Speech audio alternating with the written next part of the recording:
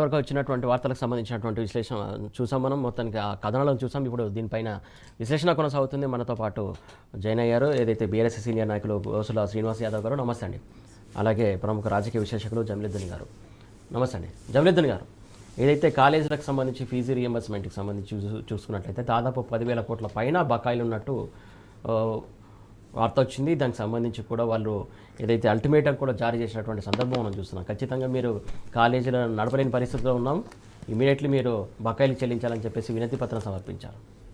వాస్తవంగా ఆంధ్రప్రదేశ్ రాష్ట్రంలో ఎప్పుడైతే ఫీజు రియంబర్స్మెంట్ పథకం అన్నది ప్రవేశపెట్టడం జరిగిందో ఇది సమాజంలోని అట్టడుగు వర్గాలకు చెందిన బడుగు బలహీన వర్గాలకు, ముఖ్యంగా ఎస్సీలు, ఎస్టీలు, బీసీలు, మైనారిటీలు వీళ్ళందరికీ కూడా ఎంతో ఉపయోగకరంగా మారింది. విద్యా ప్రమాణాలు అనేది కూడా ఈ కింది అట్టడుగు స్థాయి వరకు కూడా చేరడం జరిగింది. చాలామంది ఎవరైతే లక్షల ఫీజులు చెల్లించుకోలేని వాళ్ళు ఉన్నారో వాళ్ళకు ప్రభుత్వం అండగా నిలిచి ఎప్పుడైతే ఫీజులు చెల్లించడం జరిగిందో ఈ డ్రాప్అవుట్స్ అన్నది ఆగిపోవడం జరిగింది. 10వ తరగతి తర్వాత చాలామంది ఏదో కూలి నాలి పనికి పోకుండా ఈ ఎస్సీ, ఎస్టీ, బీసీ, మైనారిటీ బిడ్డలంతా కూడా వీళ్ళు ఉన్నత చదువులను చదువుతూ వాళ్ళు తద్వారా ఆ ఏదైతే అక్వైర్ చేసినటువంటి నాలెడ్జ్ ఉందో ఆ నాలెడ్జ్ ద్వారా మళ్ళీ సమాజానికి వాళ్ళు చేయూతనిస్తూ మన తెలంగాణ రాష్ట్రాన్ని ముందుకు తీసుకుపోయే క్రమంలో ఉన్నారు. కానీ ఈ 2 సంవత్సరాల నుంచి ఎప్పుడైతే కాంగ్రెస్ ప్రభుత్వం వచ్చిందో ఈ కాంగ్రెస్ ప్రభుత్వం ఒక్క రూపాయి కూడా ఈ కాలేజీలకు ఫీజు రియంబర్స్మెంట్ చెల్లించకపోవడం వలన ఆ కాలేజీ యాజమాన్యాలు కూడా నెట్టుకరాలేని పరిస్థితిలో ఉన్నాయి. వాళ్ళకు కూడా కాలేజీ యాజమాన్యాలకు ఖర్చులు ఉంటాయి, వాళ్ళు కూడా టీచర్లకు ఫీజులు ఇవ్వాలి, లెక్చరర్లకు ఫీజులు ఇవ్వాలి, స్టాఫ్కు ఫీజులు ఇవ్వాలి, వాళ్ళ బిల్డింగ్ కిరాయిలు ఉంటాయి, కరెంటు బిల్లులు ఉంటాయి, రకరకాల ఖర్చులు వాళ్ళకు కూడా ఉంటాయి. అది ఏది కూడా లేకుండా 10,000 కోట్ల రూపాయలు వాళ్ళకు ప్రభుత్వం బకాయి పడ్డప్పుడు వాళ్ళు నడపలేని స్థితిలో ఏం చేస్తూ ఉన్నారు అని అంటే ఈ విద్యార్థులకు వాళ్ళ చదువు అయిపోయిన తర్వాత ఇవ్వాల్సినటువంటి సర్టిఫికెట్లు, టీసీలను వాళ్ళు ఆపేయడం జరుగుతుంది. దీని ద్వారా విద్యార్థులు ఇంకా ముందుకు పోయి చదువుకోవాలంటే ఇప్పుడు ఇంటర్మీడియట్ అయిన వాళ్ళు డిగ్రీ కానీ, డిగ్రీ అయిన వాళ్ళు పీజీ కానీ, పీజీ అయిన వాళ్ళు ఇంకేదైనా రీసెర్చ్ సైడ్ వెళ్దామంటే ఏదైనా ఉద్యోగాలు చేద్దామంటే చేయలేని పరిస్థితి. ఇది ఎంత దూరం వచ్చింది అని అంటే చాలామంది విద్యార్థులు ఎప్పుడైతే మానవ హక్కుల సంఘాన్ని ఆశ్రయించారో మానవ హక్కుల సంఘం జోక్యం చేసుకొని ప్రభుత్వానికి ఆదేశించడం జరిగింది. మీరు వెంటనే వాళ్ళకి ఆ పిల్లలకు సర్టిఫికెట్లు ఇప్పించాలి, సర్టిఫికెట్లు ఆపే హక్కు యాజమాన్యాలకు లేదని చెప్పి. వాస్తవం సర్టిఫికెట్లు ఆపే హక్కు యాజమాన్యాలకు లేదు. ఇటు పిల్లలు ఇబ్బంది పడద్దు, అటు కాలేజీ యాజమాన్యాలు ఇబ్బంది పడద్దు అంటే ప్రభుత్వం వెంటనే వాళ్ళకి డబ్బులు రిలీజ్ చేయాలి. కానీ ప్రభుత్వం ఆ పని చేయడం లేదు. మనం ఈ 2 సంవత్సరాల్లో ఈ దుస్థితి ఉంటే గతంలో మనం 9 సంవత్సరాలు ఉన్నటువంటి కేసీఆర్ గారి నాయకత్వంలోని బీఆర్ఎస్ ప్రభుత్వాన్ని చూసినట్టయితే ఫీజు రియంబర్స్మెంట్ మాత్రమే కాకుండా ఈ పిల్లలు ఇక్కడ చదువుకున్న వాళ్ళు ఎవరన్నా విదేశాలకు విద్య కొరకు వెళ్తే వాళ్ళకు ఒక్కొక్కరికి 20 లక్షల రూపాయలు స్కాలర్షిప్ ఇచ్చిన ఘనత గతంలో ఉన్నటువంటి బీఆర్ఎస్ ప్రభుత్వానికి దక్కుతుంది. అది ఎస్సీలు కావచ్చు, ఎస్టీలు కావచ్చు, బీసీలు కావచ్చు, మైనారిటీలు కావచ్చు, చివరికి ఉన్నత వర్గాలకు చెందినటువంటి బ్రాహ్మణ కార్పొరేషన్ ఏర్పాటు చేసి బ్రాహ్మణ విద్యార్థులు ఎవరన్నా పోయి చదువుకుంటే వాళ్ళకు కూడా ఫీజు రియంబర్స్మెంట్ లాగా ఒక స్కాలర్షిప్ ఇచ్చి విదేశీ విద్య స్కాలర్షిప్ ఇచ్చి వాళ్ళకి విదేశాలకు పంపించి చదువుపించినటువంటి ఘనత గతంలో ఉన్నటువంటి ప్రభుత్వానికి దక్కితే ఈ కనీసం ఇక్కడ చదువుకుంటున్నటువంటి విద్యార్థులకు స్కాలర్షిప్లు, ఫీజు రియంబర్స్మెంట్లు ఇవ్వలేని దుస్థితి ఇవాళ ఈ కాంగ్రెస్ ప్రభుత్వం తెచ్చుకున్నది. దీంతో ఏమైతా ఉన్నది అని అంటే ఒకవైపు కాలేజ్ యాజమాన్యాలు ఇబ్బంది పడుతున్నారు, రెండో వైపు విద్యార్థులు ఇబ్బంది పడుతున్నారు. భవిష్యత్తు కాలంలో ఈ విద్యార్థులంతా కూడా విద్యకు దూరమయ్యే ప్రమాదం ఉన్నది, కాలేజీలు మూతపడే ప్రమాదం ఉన్నది. ఏ రకంగానైతే కేసీఆర్ గారు దూరదృష్టితో ఆలోచించి ప్రతి జిల్లాకు మెడికల్ కాలేజ్ ఉండాలని చెప్పి ఏర్పాటు చేసి ఇలా పిల్లలకు వైద్య విద్యను కూడా దగ్గరికి తీసుకొస్తే వీళ్ళున్న డిగ్రీ విద్యను కూడా గుంజుకునే ప్రయత్నం ఈ ప్రభుత్వం చేస్తూ ఉన్నది. దీనిలో ఏదైతే నేను పోలీస్ పటవారి కుటుంబానికి చెందిన వ్యక్తిని చెప్పుకున్నటువంటి ముఖ్యమంత్రి గారు ఉన్నారో వారి యొక్క కుట్ర ఏమన్నా ఉన్నదా, ఈ బడుగు బలహీన వర్గాలను విద్యకు దూరం చేయాలన్న కుట్ర కోణం ఉన్నదా అన్నది కూడా దీని మీద పరిశీలించాల్సి ఉన్నది. అన్ని ప్రజా సంఘాలు, రాజకీయ నాయకులు, విద్యార్థి సంఘాలు అందరూ కూడా దీని మీద స్పందించి ప్రభుత్వం మీద ఒత్తిడి తెచ్చి వెంటనే ఈ ఫీజు రియంబర్స్మెంట్ రిలీజ్ చేస్తే తప్ప మన రాష్ట్రం అన్నది విద్యా ప్రమాణాల్లో చాలా వెనుకబడిపోయే ప్రమాదం ఉన్నది. కాబట్టి ఇప్పటికైనా ప్రభుత్వం అన్నది బకాయిలను విడుదల చేయాలి. ఆ విద్యార్థులకు ఉన్నత చదువులు చదవడానికి గత ప్రభుత్వాలు కల్పించినటువంటి ఏదైతే అవకాశం ఉన్నదో దాన్ని కొనసాగించాలని చెప్పి మీ వేదిక ద్వారా నేను విజ్ఞప్తి చేస్తా ఉన్నాను. శ్రీనివాస్ గారు, పెద్ద ఎత్తున బకాయిలు బాకీ ఉంది, ఖచ్చితంగా తక్షణమే రిలీజ్ చేయాలని చెప్పేసి వినతి పత్రం ఇస్తున్నారు, అల్టిమేటం కూడా జారీ చేస్తున్నారు. ప్రధానంగా అయితే ఈ నెల 15వ తారీఖు నుంచి కూడా కాలేజీలను మూసేస్తామని చెప్పేసి వాళ్ళు చెప్తున్నటువంటి సందర్భం ఎట్లా చూడాలి? అంటే ప్రభుత్వము అబద్ధాలు చెప్పి అధికారంలోకి వచ్చింది. 6 గ్యారంటీలు, 420 హామీలు, దాంతోపాటే ఈరోజు 10,000 కోట్ల బకాయిలు, దాదాపు 13 లక్షల మంది పిల్లల జీవితాలు, అదేవిధంగా ఆ స్కూళ్ళల్లో పనిచేస్తున్న ప్రైవేట్ లెక్చరర్స్, ఉపాధ్యాయులు కావచ్చు, అంతా సంబంధించిన వాళ్ళు. ఈరోజు వాళ్ళందరితోని ప్రభుత్వం చెలగాట మాడుతుందని అర్థమవుతుంది. ఎందుకంటే మేము రాగానే మేము సంపదను సృష్టించి పేదలకు పంచుతామని చెప్పి ఈరోజు మన బిడ్డల చదువులను మనం కాపాడుకోలేని పరిస్థితిలో ఈరోజు రాష్ట్ర ప్రభుత్వం ఉంది. గతంలో ఇప్పుడు అన్నగారు చెప్పినట్టు కేసీఆర్ గారు గురుకులాలు ఎక్కడ 1300 పైన గురుకులాలు, అదేవిధంగా జిల్లాకు ఒక మెడికల్ కాలేజీని అంటే తెలంగాణ ఎడ్యుకేషన్ హబ్బుగా తయారు చేస్తే ఈరోజు వచ్చిన తర్వాత మరలా బర్రెలతోని పోరా, మళ్ళీ గొర్రెలతోని పోరా, మళ్ళీ నువ్వు జీతగాడి కాపు, మళ్ళీ ఆటో డ్రైవర్ కాపు, మళ్ళీ కార్ డ్రైవర్ కాపు అనే పరిస్థితి తీసుకొస్తుంటారు. ఎందుకంటే ఈరోజు కాలేజీలు నడపాలంటే ఏదైతే స్కూలు యజమానులు ఉన్నారో వాళ్ళు చాలా ఇబ్బందులు పడుతున్నారు. ఇంతకుముందు అన్న చెప్పినాడు, ప్రభుత్వం ఇప్పటివరకు కూడా కన్సర్న్ తీసుకోవట్లేదు. ఎందుకు తీసుకోవట్లేదు అంటే వాళ్ళకు అక్కడ బెనిఫిట్ లేదు. ఏదో నువ్వు 4th సిటీ అంటున్నావు, ఏదో ఇంకో సిటీ అంటున్నావు. ఈ సిటీల గురించి నీ పక్షాలన జరుగుతుంది, నీ పైసల రియల్ ఎస్టేట్ దందా నడుస్తుంది, కానీ నువ్వు మన బిడ్డల చదువుల గురించి పట్టించుకుంటున్నావా? ఒకవైపు ఏమో గురుకులాలలో నాణ్యత లేని విష పదార్థ ఫుడ్ తిని ఫుడ్ పాయిజన్ అనేది చనిపోతున్నారు. ఒకవైపు ఏమో అటు క్రైసిస్ ఏది స్కూల్ ఎడ్యుకేషన్లో, ఒకవైపు ఏమో హైయర్ ఎడ్యుకేషన్లో వాళ్ళకు సర్టిఫికేట్లు ఇవ్వలేక ఎన్ని ఫోన్లు వస్తాయండి మాకు రోజు, ఇక్కడ ఇవ్వలే. వాళ్ళని అడిగితే ఏమంటారు, అన్న మాకు ఫీజు రాలేదే, మేము ఫీజు కట్టకపోతే మేము ఎట్లా చేయాలి, గవర్నమెంట్ వాడు ఇస్తలేడు, సర్టిఫికేట్లు ఇస్తే వీళ్ళు వెళ్ళిపోతారు, ఇప్పుడు మేము జీతాలు ఏమి ఇవ్వాలి, మేము ఎట్లా నడుపుకోవాలని వాళ్ళ పరిస్థితి. అంటే ఇక్కడ స్కూల్ ఎడ్యుకేషన్ కానీ ఇక్కడ హైయర్ ఎడ్యుకేషన్ కానీ ఏ ఎడ్యుకేషన్ మీద కూడా కాన్సన్ట్రేషన్ లేకుండా ఈరోజు వాళ్ళ కమిషన్లు ఎక్కడ వస్తాయి, 12%, 20%, 30% కమిషన్ వస్తుంది. ఆ కమిషన్ల మీద ముఖ్యమంత్రి ఫోకస్ చేస్తుండు. కానీ ఎప్పుడైనా ఇప్పటివరకైనా విద్యార్థి ఈ కాలేజీల వాళ్ళతో ఇదొకటే కాదు, పనిచేసిన గ్రామ పంచాయతీలలో పనిచేసిన వాళ్ళు రోడ్లు ఎక్కిరు కదా, మా బిల్లులు ఇవ్వండి అని. ఎంత వాళ్ళ బిల్లులు తిప్పి కొడితే 600 కోట్లు. ఆ 600 కోట్లు నువ్వు ఇవ్వడానికి కూడా నువ్వు ఉచిత, ఎందుకు దాంట్లో నీకు బ్యాక్ రావు, పర్సంటేజ్ రావు. కాబట్టి ఎక్కడ కూడా ప్రభుత్వంలో ఈరోజు చూసుకుంటే ఏ బిల్లులు వస్తలేవు, ఎక్కడ కూడా కరెక్ట్గా పరిపాలన జరుగుతలేదు. ఇదంతా ఎందుకు జరుగుతలేదంటే ఎప్పుడైనా ఒక రాష్ట్ర ముఖ్యమంత్రికి ప్రజలపైన కన్సర్న్ ఉండాలి. ఒకవైపు యూరియా చూడండి, మనం పేపర్ తీస్తే ఒక్క ఇష్యూ కాదు, 100 సమస్యలు బయటకు వస్తున్నాయి. ఒకవైపు ల్యాండ్ ఆర్డర్, ఈరోజు పగటిల కూషాయిగూడలో ఒక వ్యక్తిని మర్డర్ చేస్తున్నారు జనాలు చూస్తుంటే. నువ్వు హోం మంత్రి ఎవరు? ముఖ్యమంత్రి దగ్గరే ఉంది. ఈరోజు ఎడ్యుకేషన్ మంత్రి ఆయన దగ్గర. ఇవన్నీ కూడా ఎక్కడ కూడా ఈరోజు ఇప్పటివరకు ఎడ్యుకేషన్ మంత్రి లేడండి. ఎడ్యుకేషన్ మంత్రి లేకపోవడం ఏంది? ఎడ్యుకేషన్ మంత్రి ఎవరు? ముఖ్యమంత్రి దగ్గర పెట్టుకున్నాడు. సో ముఖ్యమంత్రి దగ్గర పెట్టుకొని ఈరోజు ఇవి ఏం చేయకుండా ప్రజలతో జీవితాలతో పిల్లల జీవితాలతో ఆడుకుంటే ఊరుకోరు కదా. ఈరోజు ఈ ప్రైవేట్ కాలేజీలో ఉన్న వాళ్ళు, అన్ని పార్టీలో ఉన్న వాళ్ళు, అన్ని సంఘాలలో ఉన్న వాళ్ళు ఒక బతుకు తెరువుగా ఒక కాలేజీ పెట్టుకొని పిల్లలకు చదువు చెప్తున్న వాళ్ళు రేపు దసరా వస్తుంది, ఆ ప్రైవేట్ కాలేజీలో లెక్చరర్లు 1,000 మంది ఉంటారు. వాళ్ళకి ఇంత శాలరీ ఇవ్వాలి కదా, వాడు పండుగ వేసుకోవాలి కదా, వాడు 2 పిల్లలకు బట్టలు కొనుక్కోవాలి కదా. ఎక్కడి నుంచి కొనుక్కుంటాడు వాడు? వీడు ఎక్కడి నుంచి ఇస్తాడు? గవర్నమెంట్ ఇవ్వాలి. గవర్నమెంట్ హామీ ఇచ్చింది, గవర్నమెంట్లో కంటిన్యూ అవుతున్న పథకం. గతంలో బీఆర్ఎస్ పార్టీ అద్భుతంగా time to time fees reimbursement ఇచ్చింది. ఎక్కడ కూడా గొడవలు లేవు, ఎక్కడ కూడా ఇబ్బందులు లేవు. పిల్లలు హైయర్ ఎడ్యుకేషన్ పోయినరు. ఇంతకుముందు అన్నగారు చెప్పారు గొప్ప మాట, బ్రాహ్మణ పేదలకు కూడా వివేకానంద అనే పేరు పెట్టి స్కాలర్షిప్ పెట్టి 20 లక్షలు ఇచ్చి బయటికి పంపిన చరిత్ర బీఆర్ఎస్ పార్టీది. దళిత ఎస్సీ ఎస్టీ బీసీ బిల్లు. ఇంకొకటి ఏంటంటే స్పష్టంగా ఈరోజు రేవంత్ రెడ్డికి ఎస్సీ ఎస్టీ బీసీల మీద కుట్ర ఉందని అర్థమవుతుంది. ఎందుకంటే 90% పిల్లలు ఎస్సీ ఎస్టీ బీసీ పిల్లలే ఈ కాలేజీలో చదువుతారు. డబ్బులు లేక వాళ్ళు ఫీజు రీయింబర్స్మెంట్ చెప్పుకుంటారు. కాస్త ఆర్థికంగా స్తోమత ఉన్న వాళ్ళు ప్రైవేట్ కాలేజీలో పోయి డబ్బులు కట్టేసుకుంటారు. సో ఇక్కడ ఏంది అంటే నువ్వు స్పష్టంగా ఒక వర్గాన్ని చదువుకోకుండా చేస్తున్నావు. అక్కడే నువ్వు మా డ్రాప్ బ్యాక్ కావాలని చూస్తున్నావు. అక్కడే పోయి వాడికి ఆటో డ్రైవరు, కార్ డ్రైవరు, ఊలను ర్యాపిడోలో నడుపుకొని బతకాలనుకుంటున్నావు తప్ప వాడు ఒక మంచి స్థానంలో ఉండాలనుకుంటలేవు. రేపు సర్టిఫికేట్లు ఇవ్వకపోతే వాడు ఎందుకు పోతాడు పై చదువులకు? ఇంటర్మీడియట్ ఇవ్వకపోతే డిగ్రీకి ఎందుకు జాయిన్ అవుతాడు? డిగ్రీ ఇవ్వకపోతే పీజీ ఎంట్రన్స్ ఎట్లా రాస్తాడు? అంటే ఇది మొత్తము స్పష్టంగా రేవంత్ రెడ్డి ఒక కుట్ర చేస్తున్నాడు బీసీ వర్గాల మీద, దళిత వర్గాల మీద, ట్రైబల్ వర్గాల మీద. కాబట్టి నేనేమంటున్నా, ఇప్పటికైనా నువ్వు ఈ రాష్ట్రానికి ముఖ్యమంత్రి, ఫీజు రీయింబర్స్మెంట్ రిలీజ్ చేయి, ఎంతో కొంత రిలీజ్ చేయి, వాళ్ళకి సర్టిఫికేట్లు. ఎందుకు కాలేజీలు బంద్ అని బయటకు వస్తున్నారు వాళ్ళు? ఎందుకు సర్పంచులు బయటకు వస్తున్నారు? ఎందుకు గురుకులాల పిల్లలు గోడలు దునికి మేము కలెక్టర్ అన్నట్టు కలుస్తాను పోతున్నారు? ఎందుకు పోతున్నారు? కలెక్టర్ కలవడానికి స్కూల్ విద్యార్థికి ఏం పని? ఎందుకు పోతున్నాడు?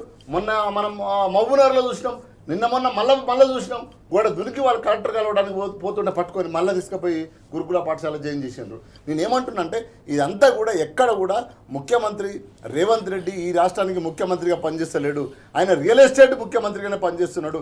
ఈరోజు 4th city 5th city 6th city అనుకున్న అక్కడ మాత్రమే ఆయన ప్రణాళికలు జరుగుతున్నాయి. అక్కడనే నేను రింగ్ రోడ్ వేస్తా, అక్కడనే నేను రైలు వేస్తా, అక్కడనే ట్రైన్ వేస్తా, అమరావతి టు హైదరాబాద్. ఇది కాదు కదా నాయన, నా పిల్లలకు చదువు కావాలి, నా పిల్లలకు మంచి ఫుడ్ కావాలి, మంచి తిండి పెట్టి గురుకులాలలో నాకు ఒక ల్యాండ్ ఆర్డర్ భద్రత అయ్యి 40 లక్షలు పట్టుకొని పోతుంటే వారి కారం తల్లి వాళ్ళు దోపిడీ చేస్తారు. ఎటుపోతున్నావు? ఈ 2 శాఖలు కూడా నీ దగ్గరే ఉన్నాయి కదా. విద్యాశాఖ నీ దగ్గరే ఉంది, హోంశాఖ నీ దగ్గరే ఉంది. ఈ 2 కూడా ఈరోజు అదుపు తప్పిపోయినాయి. నువ్వు రిజైన్ చేయి, ఇమ్మీడియట్లీ రిజైన్ చేసి ఇంకొని పెట్టుకోరు. కాంగ్రెస్ వాళ్ళు చేతనైతే లేదు స్పష్టంగా. ఎక్కడ ఎందుకు పట్ట పగటిలో కుషాగూడలో మర్డర్ జరుగుతుందండి? ఎటుపోతున్నాం మనం? హైదరాబాద్ అంటే ఒక సేఫ్ జోన్గా ఉండేది. కాబట్టి ఇక్కడ విద్యార్థులకు ఎట్లాంటి బాధ్యత ఇవ్వకుండా, వాళ్ళకు కాన్ఫిడెన్స్ ఇవ్వకుండా, కాలేజీలతో మాట్లాడకుండా, మాట్లాడిన సారి పల్లె అబద్ధాలు ఆడడం, ఈ రేపే ఇచ్చేస్తా ఎల్లుండే ఇచ్చేస్తా, ఏం మాట్లాడుతున్నాండి? ఈరోజు చాలా విద్యార్థులు చాలా బాధలు పడుతున్నారు, తల్లిదండ్రులు ఇబ్బందులు పడుతున్నారు, కాలేజీ యాజమాన్యం ఇబ్బంది పడుతుంది, మొత్తం వ్యవస్థ ఇబ్బంది పడుతున్నారు. అర్థం చేసుకోవాలి. మన పిల్లలు కూడా కాలేజీలో చదువుతున్నారు. సో వాళ్ళ ఇబ్బంది లేనిది, మన ఇబ్బంది లేనిది, పిల్లల ఇబ్బంది లేనిది. ఫైనలీ ఎవరు నష్టపోతారు? ప్రజలు నష్టపోతారు, విద్యార్థులు నష్టపోతారు, మన బిడ్డలు నష్టపోతారు. కాపాడాల్సిన బాధ్యత ముఖ్యమంత్రిది. వాళ్ళతో చర్చించాలి, వాళ్ళకి ఫండ్స్ రిలీజ్ చేయాలి, ఆ కాలేజీలో ఉన్న సర్టిఫికెట్లు వాళ్ళకి అందజేసే పరిస్థితి ఉంటేనే భవిష్యత్తులో వాళ్ళు ముందుకు పోతారు తప్ప, లేకపోతే కాంగ్రెస్ రేవంత్ రెడ్డి స్పష్టంగా ఎస్సీ ఎస్టీ బీసీ వర్గాల పైన ఇది ఒక కుట్రగానే చూడాల్సిన పరిస్థితి ఏర్పడుతుంది. రైట్. మొత్తానికి ఏదైతే కాంగ్రెస్ పార్టీకి సంబంధించినటువంటి ముఖ్యమంత్రి హోదాలో అన్ని వ్యవస్థలన్నీ భ్రష్టు పట్టిస్తున్నారని చెప్పేసి శ్రీనివాస్ యాదవ్ గారు ఆరోపిస్తున్నటువంటి అంశం మనం చూస్తున్నాం. జమీలుద్దీన్ గారు చూస్తున్నాం కదా, ప్రధానంగా ఏదైతే అన్ని వ్యవస్థలు భ్రష్టు పడుతున్నాయని చెప్పేసి శ్రీనివాస్ గారు చెప్తున్నారు. దాంతోపాటుగా ముఖ్యంగా లా అండ్ ఆర్డర్ వ్యవస్థ కూడా చాలా చాలా క్షీణించినటువంటి సందర్భం మనం చూస్తున్నాం. ఎట్లా చూడాలి?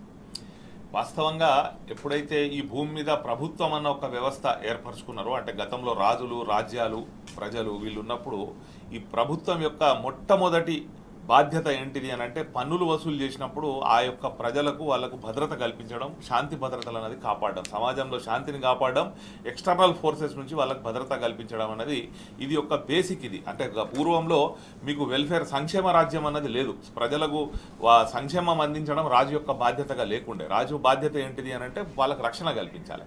ఆ తర్వాత ఎప్పుడైతే ప్రజాస్వామ్యబద్ధంగా ప్రభుత్వాలు ఎన్నికైతే వచ్చినాయో ఈ మనకు శాంతి భద్రతలతో పాటు సంక్షేమం కల్పించాలి అన్నది కూడా వెల్ఫేర్ స్టేట్గా ఒక బాధ్యత ఈ ప్రభుత్వాల మీద వచ్చింది. కానీ ఇలా తెలంగాణలో జరుగుతున్నటువంటి పరిస్థితి గత 2 సంవత్సరాలుగా ఉన్నటువంటి ప్రభుత్వ పరిస్థితిని చూసినట్టయితే గతంలో అంటే క్రీస్తు పూర్వం ఉన్నటువంటి అంశాల్లో ఉన్న ఈ శాంతి భద్రతలు కల్పించడం నుంచి మొదలు పెడితే ఈ ప్రజాస్వామ్య ప్రభుత్వాలు చేయాల్సినటువంటి సంక్షేమం కూడా 2 కూడా భ్రష్టు పట్టించిన ఘనత మన గౌరవనీయులైన రేవంత్ రెడ్డి గారికి మాత్రమే దక్కుతుందని మనం చెప్పుకోవచ్చు. ఎందుకంటే ఒక సేఫెస్ట్ జోన్గా ఉన్నటువంటి హైదరాబాద్ నగరం ఇవాళ పట్టపగలు దొంగతనాలు, దోపిడీలు, హత్యలు, మానభంగాలకు నిలయంగా మారింది. మీరు చూస్తున్నట్టయితే తెలంగాణ ఏర్పడ్డ తర్వాత కేసీఆర్ గారి నాయకత్వంలో ఇక్కడ చైనా తర్వాత అత్యధికంగా సీసీ కెమెరాలు ఏర్పాటు చేసి ఈ తెలంగాణ రాష్ట్రాన్ని ఒక నిఘా నేత్రంలో పెట్టినటువంటి ఘనత గౌరవనీయులు కేసీఆర్ గారికి దక్కుతుంది, అప్పుడు ఉన్నటువంటి హోంమంత్రి గారికి దక్కుతుంది. కానీ ఇవాళ పరిస్థితి ఏంది? ఏదైతే కేసీఆర్ గారు కమాండ్ కంట్రోల్ సెంటర్ ఏర్పాటు చేసిర్రో ఈ ప్రజలకు రక్షణ కల్పించాలి, శాంతి భద్రతలకు, అది ఒక రాజకీయ చర్చలకు వేదికగా మారుతా ఉన్నది. ఈ ముఖ్యమంత్రి కానీ ఈ మంత్రులు కానీ వీళ్ళ సెక్రటేరియట్లో చేయాల్సిన అంశాలను, చర్చ చేయాల్సిన అంశాలను సెక్రటేరియట్ కాకుండా ఆ కమాండ్ కంట్రోల్ సెంటర్ను ఒక రాజకీయ అవసరాల కొరకు దాన్ని వాడుతూ ఉన్నారు. పోలీసు వాళ్ళని ఎక్కడ వాడుతూ ఉన్నారు? పోలీసు యొక్క దృష్టి ఏంది? ఎక్కడ క్రిమినల్ యాక్టివిటీస్ ఏం జరుగుతున్నాయి అనేది చూడాలి. నిఘా వ్యవస్థ యొక్క బేసిక్ డ్యూటీ అది. కానీ ఇవాళ పోలీసులు ఎక్కడ వాడుతున్నారంటే యూరియా అడిగిన రైతులను అరెస్ట్ చేయడానికి పోలీసులను వాడుతున్నారు. సోషల్ మీడియాలో ప్రభుత్వానికి ప్రశ్నించినటువంటి సోషల్ మీడియా వారియర్లను అరెస్ట్ చేయడానికి పోలీసులను వాడుతూ ఉన్నారు. లేదు అనంటే బీఆర్ఎస్ నాయకత్వం మీద అక్రమ కేసులు బనాయించడానికి పోలీసులను వాడుతూ ఉన్నారు తప్ప ఈ ప్రజలను రక్షణ కల్పించడానికి ఈ ప్రభుత్వం పోలీసులను వాడతలేదు. మనం గతంలో చూస్తున్నాం, జగిత్యాల్లో ఒక హత్య జరిగితే కాంగ్రెస్ పార్టీ ఎమ్మెల్సీ అయినటువంటి జీవన్ రెడ్డి గారు రోడ్డు మీద ధర్నా చేసిర్రు. ఇది ప్రభుత్వం, ఇది ఎక్కడ పోయింది రక్షణ అని చెప్పి స్వయంగా అధికార పార్టీ ఎమ్మెల్సీ ధర్నా చేసిన పరిస్థితి మనం చూసినాం. మనం గతంలో చూసినాం, పోలీసు వాళ్ళు వాళ్ళ యొక్క హక్కుల కొరకు వన్ పోలీస్ వన్ డ్యూటీ నినాదంతో రోడ్డు మీదకి వచ్చిన ధర్నాలు చేసినటువంటి పరిస్థితులు ఈ రాష్ట్రంలో చూసినాం. ఈ 2 సంవత్సరాల పరిపాలన చూసినాం. ఇవాళ చూస్తూ ఉన్నాం, మహారాష్ట్ర నుంచి పోలీసు వాళ్ళు వచ్చి ఇక్కడ రెక్కి నిర్వహించి 12,000 కోట్ల విలువైన డ్రగ్స్ పట్టుకునేదాకా మరి మన పోలీసు వాళ్ళు నిద్రపోతుండా, మన హోంమంత్రి నిద్రపోతుండా, ఆ హోంమంత్రి అయినటువంటి ముఖ్యమంత్రి కూడా నిద్రపోతుండా అన్నది ఆశ్చర్యం పోవాలన్నా లేదా ఆందోళన చెందాలన్నా అన్నది అర్థం కాని పరిస్థితి అలా తెలంగాణ ప్రజలకు ఉన్నది. మహారాష్ట్ర నుంచి పోలీసులు వచ్చి ఇక్కడ పట్టుకుంటే సిగ్గు అనిపిస్తలేదా వీళ్ళకి అందరికి కూడా? ఇక్కడ ఉన్నటువంటి పోలీసు అధికారులు కానివ్వండి, వాళ్ళను నడుతున్నటువంటి రాజకీయ నాయకులు కానివ్వండి, వీళ్ళకి సిగ్గు అనిపించాల్సిన పరిస్థితి. ఇలా హైదరాబాద్లో హత్యలు జరుగుతాయి, హైదరాబాద్లో దోపిడీలు దొంగతనాలు జరుగుతాయి, జ్యువెలరీ షాప్లకు వచ్చి ఫైరింగ్ చేసి అక్కడ నుంచి నగలు ఎత్తుకుపోతే వాళ్ళని మళ్ళీ పోయి పూణేలో పట్టుకున్నారు. కానీ ఇవన్నీ జరిగినప్పుడు హైదరాబాద్ బ్రాండ్ ఇమేజ్ అనేది దెబ్బతింటుంది. ఎక్కడ కానీ శాంతి భద్రతలు ఉంటేనే అక్కడికి పెట్టుబడులు వస్తాయి. ఏదైతే అంతర్జాతీయ సమాజం ఉందో, పెట్టుబడిదారులు ఉన్నారో వాళ్ళందరూ కూడా ఫస్ట్ చూసేది ఏంటి అని అంటే అక్కడ ల్యాండ్ ఆర్డర్ పరిస్థితి ఏంటి అని చెప్పి. ల్యాండ్ ఆర్డర్ పరిస్థితి లేదు. బిడ్డ తల్లిని చంపుతా ఉన్నది. గతంలో షీ టీంలు ఏర్పాటు చేసిరు కేసీఆర్ గారు, ఏర్పాటు చేసి మహిళలకు అత్యధికంగా రక్షణ కల్పించారు. ఆడపిల్ల వైపు ఎవడన్నా కన్నెత్తి చూస్తే వాని కండ్లు వీకేసే పరిస్థితి తీసుకొస్తామని చెప్పారు. అదంతా కూడా ఇక్కడ ప్రజలు చూసి ఉన్నారు. ప్రశాంతంగా నిద్రపోయినరు. కానీ ఇలా హైదరాబాద్ కానీ తెలంగాణలో కానీ ప్రశాంతంగా నిద్రపోయే పరిస్థితి లేదు. ఇవాళ మహిళలకు రక్షణ లేదు, ఇవాళ ఎవరికి రక్షణ లేదు, రియల్టర్లకు రక్షణ లేదు. వాళ్ళని పైసలు పట్టుకొని పోతా ఉంటే నిన్న కాల్చి చంపేసి వాళ్ళని పొడిచి చంపేసి ఎత్తుకొని పోవడం డబ్బులు అనేది ఏదైతే ఉన్నదో ఇదంతా కూడా ఆందోళనకర స్థాయికి పోయింది. ఈయన కేవలం ఏంది కేంద్ర ప్రభుత్వం అండా, రెండోది ఇక్కడ ఆంధ్ర యాజమాన్యాల చేతిలో ఉన్నటువంటి మీడియాను మేనేజ్ చేసి నడుపుతా ఉన్నాడు. ఇంకోటి ఈ ప్రభుత్వం ఎట్లాగూ విఫలమైంది. మనం ఇందాక చర్చ చేసినాం ఫీ రియంబర్స్మెంట్ మీద. ప్రభుత్వ వ్యవస్థలన్నీ నిర్వీర్యమైపోయినాయి. కానీ దాంతోపాటు ఏదైతే ప్రజా సంఘాలు ఉన్నారో, గతంలో మేము ఇంటలెక్చువల్స్ అని చెప్పుకున్నారో, మేధావులు అని చెప్పుకున్నటువంటి నాయకులు ఉన్నారో, వాళ్లకు పదవుల బొక్కలేయంగానే ఆ బొక్కలు కంకుకుంటా ఉన్నారు తప్ప ఇవాళ ఈ ఫీ రియంబర్స్మెంట్ మీద ఎందుకు మాట్లాడాడండి ఆకునూరి మురళి గారు? ఇది విద్యార్థులకు అన్యాయం జరుగుతుంది కదా, నీకు ఎడ్యుకేషన్ కమిషన్ చైర్మన్ చేశారు కదా, మాట్లాడాలి కదా మురళి గారు. ఎక్కడ పోయిండండి కోదండరామ్ గారు? ఆయన మాట్లాడాలి కదా, ఆయన దండగరామ్గా తయారైంది కదా. ఆయనకు ఒక ఎమ్మెల్సీ బొక్క వారేయంగానే ఆయన ఇది చేస్తూ ఉన్నాడు. కానీ ఈ విద్యార్థుల సమస్య మీద ఎందుకు మాట్లాడాడని, ఈ శాంతి భద్రత సమస్యల మీద ఎందుకు మాట్లాడారు వీళ్ళంతా? గత బీఆర్ఎస్ ప్రభుత్వాన్ని అనవసరంగా బదనాం చేసినటువంటి ఎవరైతే స్వయం ప్రకటిత మేధావులు ఉన్నారో వాళ్ళంతా ఇవాళ పదవులకు ఆశలు పడి నోరు మూసుకున్నారు. ఇది అంతిమంగా ప్రజా సంఘాల వైఫల్యం వైపు పోతా ఉన్నది. ఇప్పటికైనా ప్రజా సంఘాలు దీని మీద స్పందించాలి. ఈ ప్రభుత్వాలు అనేటి దోసుకోవాలి, దాచుకోవాలి అన్న ఆలోచనతో ఉన్నారు. వాళ్ళకి ఇంకొక విషయం అర్థమైంది. నిన్న మనం జూపల్లి కృష్ణారావు గారి స్టేట్మెంట్ చూసినట్టయితే వాళ్ళు ఒప్పుకుంటున్నారు, మళ్ళొక్కసారి మేము గెలిచేది లేదు, ఇక దొరికిన కాడికే సై దోసుకొని పోదామన్న ఆలోచనతో ఉన్నారు. కాబట్టి ఈ ప్రభుత్వం ఈ రకంగా నడుస్తూ ఉన్నది. వ్యవస్థలన్నీ భ్రష్టు పట్టిపోయినాయి. దీని మీద స్పందించాల్సింది ప్రజలు, రాజకీయ పార్టీలు, మీడియా మరియు ప్రజా సంఘాలు అందరూ కూడా ఇది చేస్తే తప్ప మనం తెలంగాణ రాష్ట్రాన్ని భవిష్యత్తులో కాపాడుకోలేని దుస్థితికి దిగజారుతామని చెప్పి నేను అనుకుంటా ఉన్నా. సార్ శ్రీనివాస్ గారు చెప్పండి, ప్రధానంగా ఏదైతే చూస్తున్నాం, ఏదైతే లా అండ్ ఆర్డర్ వ్యవస్థ పూర్తిగా క్షీణించిపోయిందని చెప్పేసి అనుకోవాలి. ప్రధానంగా వరుసగా కుక్కట్పల్లిలో హత్య జరిగింది, తర్వాత రోజు ఏదో ఒకటి నిత్యకృత్యంగా మారినటువంటి సందర్భం మనం చూస్తున్నాం. మహారాష్ట్ర పోలీసులు వచ్చి తెలంగాణలో 1 month ఏదైతే నిఘా వ్యవస్థ ఏం చేస్తుందో అర్థం కావట్లేదు. వాళ్ళు సైలెంట్గా ఆపరేషన్ నిర్వహించి సక్సెస్ఫుల్గా వాళ్ళు చేసినటువంటి సందర్భం మనం చూస్తున్నాం. ఏంది అసలు లా అండ్ ఆర్డర్ పరిస్థితి ఇక్కడ? అంటే ఇంతకుముందు మనం మాట్లాడుకున్నాం కదా, ముఖ్యమంత్రి గారు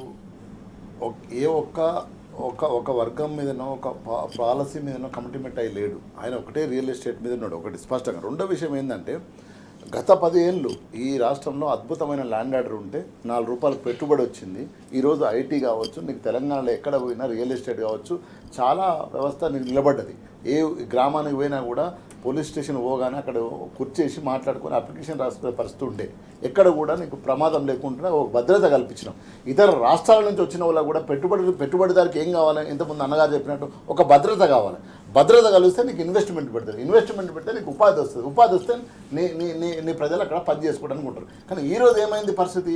ఈరోజు హోంశాఖ, ఇంత పెద్ద కాంగ్రెస్ పార్టీ చరిత్ర చెప్పుకుంటే హోంశాఖకు ఒక హోంమంత్రిని పెట్టే పరిస్థితి లేదు. ఎందుకు హోంమంత్రి పెట్టే పరిస్థితి లేదు? హోంమంత్రి పెడితే కదా రివ్యూలు జరుగుతాయి. హోంమంత్రి పెడితే కదా డిస్ట్రిక్ట్ ఎస్పీలతో రివ్యూలు జరుగుతాయి, కమిషనర్లతో రివ్యూలు జరుగుతాయి, ఎస్ఐలు ఎస్పీలతో రివ్యూలు జరుగుతాయి. రివ్యూలు జరిగినప్పుడు కదా ఎక్కడెక్కడ లోపాలు ఉన్నాయో మనం తెలుసుకోవడానికి. కానీ అది ఏం జరగట్లేదు. జరగకపోగా నేను ఈగలు పెడితే ఏమైందిరా నాయన? ఈగలు పన్నదా పోయి? ఈరోజు మొన్న మహారాష్ట్రలో వచ్చిన వాళ్ళు 12,000 కోట్లు డ్రగ్స్ పట్టుకున్నారు. మరి నీ ఈగల్ టీం ఎడిపోయింది అంటే నువ్వు ఫోకస్ మూసీ మీద రంగనాథన్ తీసుకుపోయి ఆడబెట్టి ఆడ డబ్బులు తీసుకొచ్చేది తప్ప నువ్వు రియల్ ఎస్టేట్ వైపు డ్రైవింగ్ తప్ప ఎక్కడ ఏ మహిళకన్నా ఏ వ్యక్తికైనా నీకు ఒక భద్రత ఈరోజు కల్పిస్తున్నా. నీకు ఇంకో విషయం చెప్తా, ఊర్లల్లో బీహార్ నుంచి యూపీ నుంచి ఇట్లా వచ్చి దొంగతనాలు ఎక్కడైతే పొలాలలో పనిచేస్తున్నారో వాళ్ళ పుస్తకాలు గుంజుకొని పోతున్నారు. మన సూర్యాపేటలో జరిగింది, పట్టుకొని కొట్టిర్రు, మనం చూసినాం స్పష్టంగా. అంటే గ్రామాలలో కూడా దొంగతనాలు స్టార్ట్ అయినాయి, పట్టణాలలో దొంగతనాలు స్టార్ట్ అయినాయి. ఖజానా జ్యువెలరీ మీద ఎన్నడన్నా మనం చూసినాం, బంగారం షాపులలో పట్టపగటీలే, పట్టపాటి దోపిడీలు. ఒకవైపు అసెంబ్లీ జరుగుతుంటే ఎల్బీ నగర్లో మహిళలపైన అత్యాచారాలు బస్సులల్లా ఎటుపోతున్నాం మనం?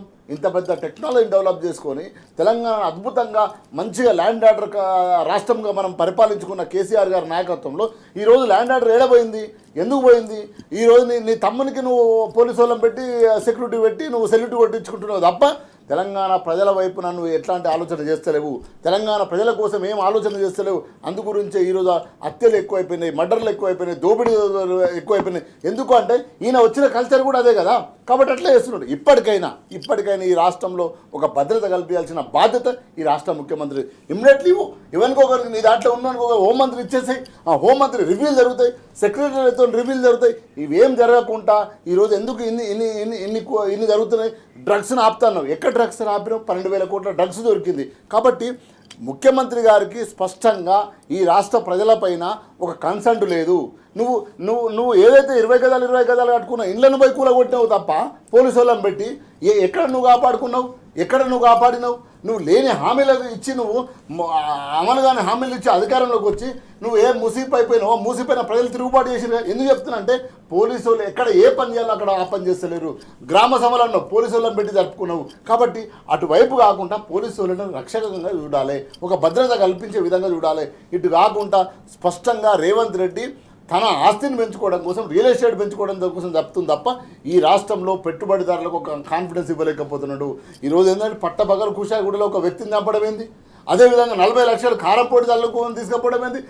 ఏ రియల్ ఎస్టేట్ ఏం లేదు. అయినా కూడా మర్డర్లు స్పష్టంగా, మానభంగాలు, హత్యలు ఇవన్నీ రోజు నిత్యకృతంగా సాగుతున్నాయి. అంటే ముఖ్యమంత్రి గారికి చిత్తశుద్ధి లేదు. అందుగురించి ఒకవైపు ఏమో ఎడ్యుకేషన్ రోజు సర్వనాశనం అయిపోతుంది, ఇంకోవైపు ఏమో ల్యాండ్ ఆర్డర్ సర్వనాశనం అయిపోతుంది. ఈ 2 శాఖలు ఎవరి దగ్గర ఉన్నాయంటే మన ముఖ్యమంత్రి దగ్గర ఉన్నాయి. ఈ ముఖ్యమంత్రి గారు వాటి మీద పట్టించుకోడు. అన్నగారు చెప్పినట్టు నీకు ల్యాండ్ ఇక్కడ పెద్ద ఒక టవర్ కడితే ఆ టవర్లో నువ్వేం చేస్తున్నావు? నువ్వు పరిపాలన అంతా అక్కడే చేస్తున్నావు. అద్భుతమైన సెక్రటరీని వదిలిపెట్టి పోలీస్ డిపార్ట్మెంట్ వాళ్ళ దగ్గర కూర్చొని నువ్వు ఏం చేస్తావు నువ్వు చెప్పు. సో కాబట్టి ఈ ప్రభుత్వము స్పష్టంగా ప్రజలపైన కన్సర్న్ ఉండి బాధ్యత ఉండి పనిచేయాల్సిన బాధ్యత ఉంది. అట్టర్ ఫ్లాప్ ఫెయిల్ అవుతుంది.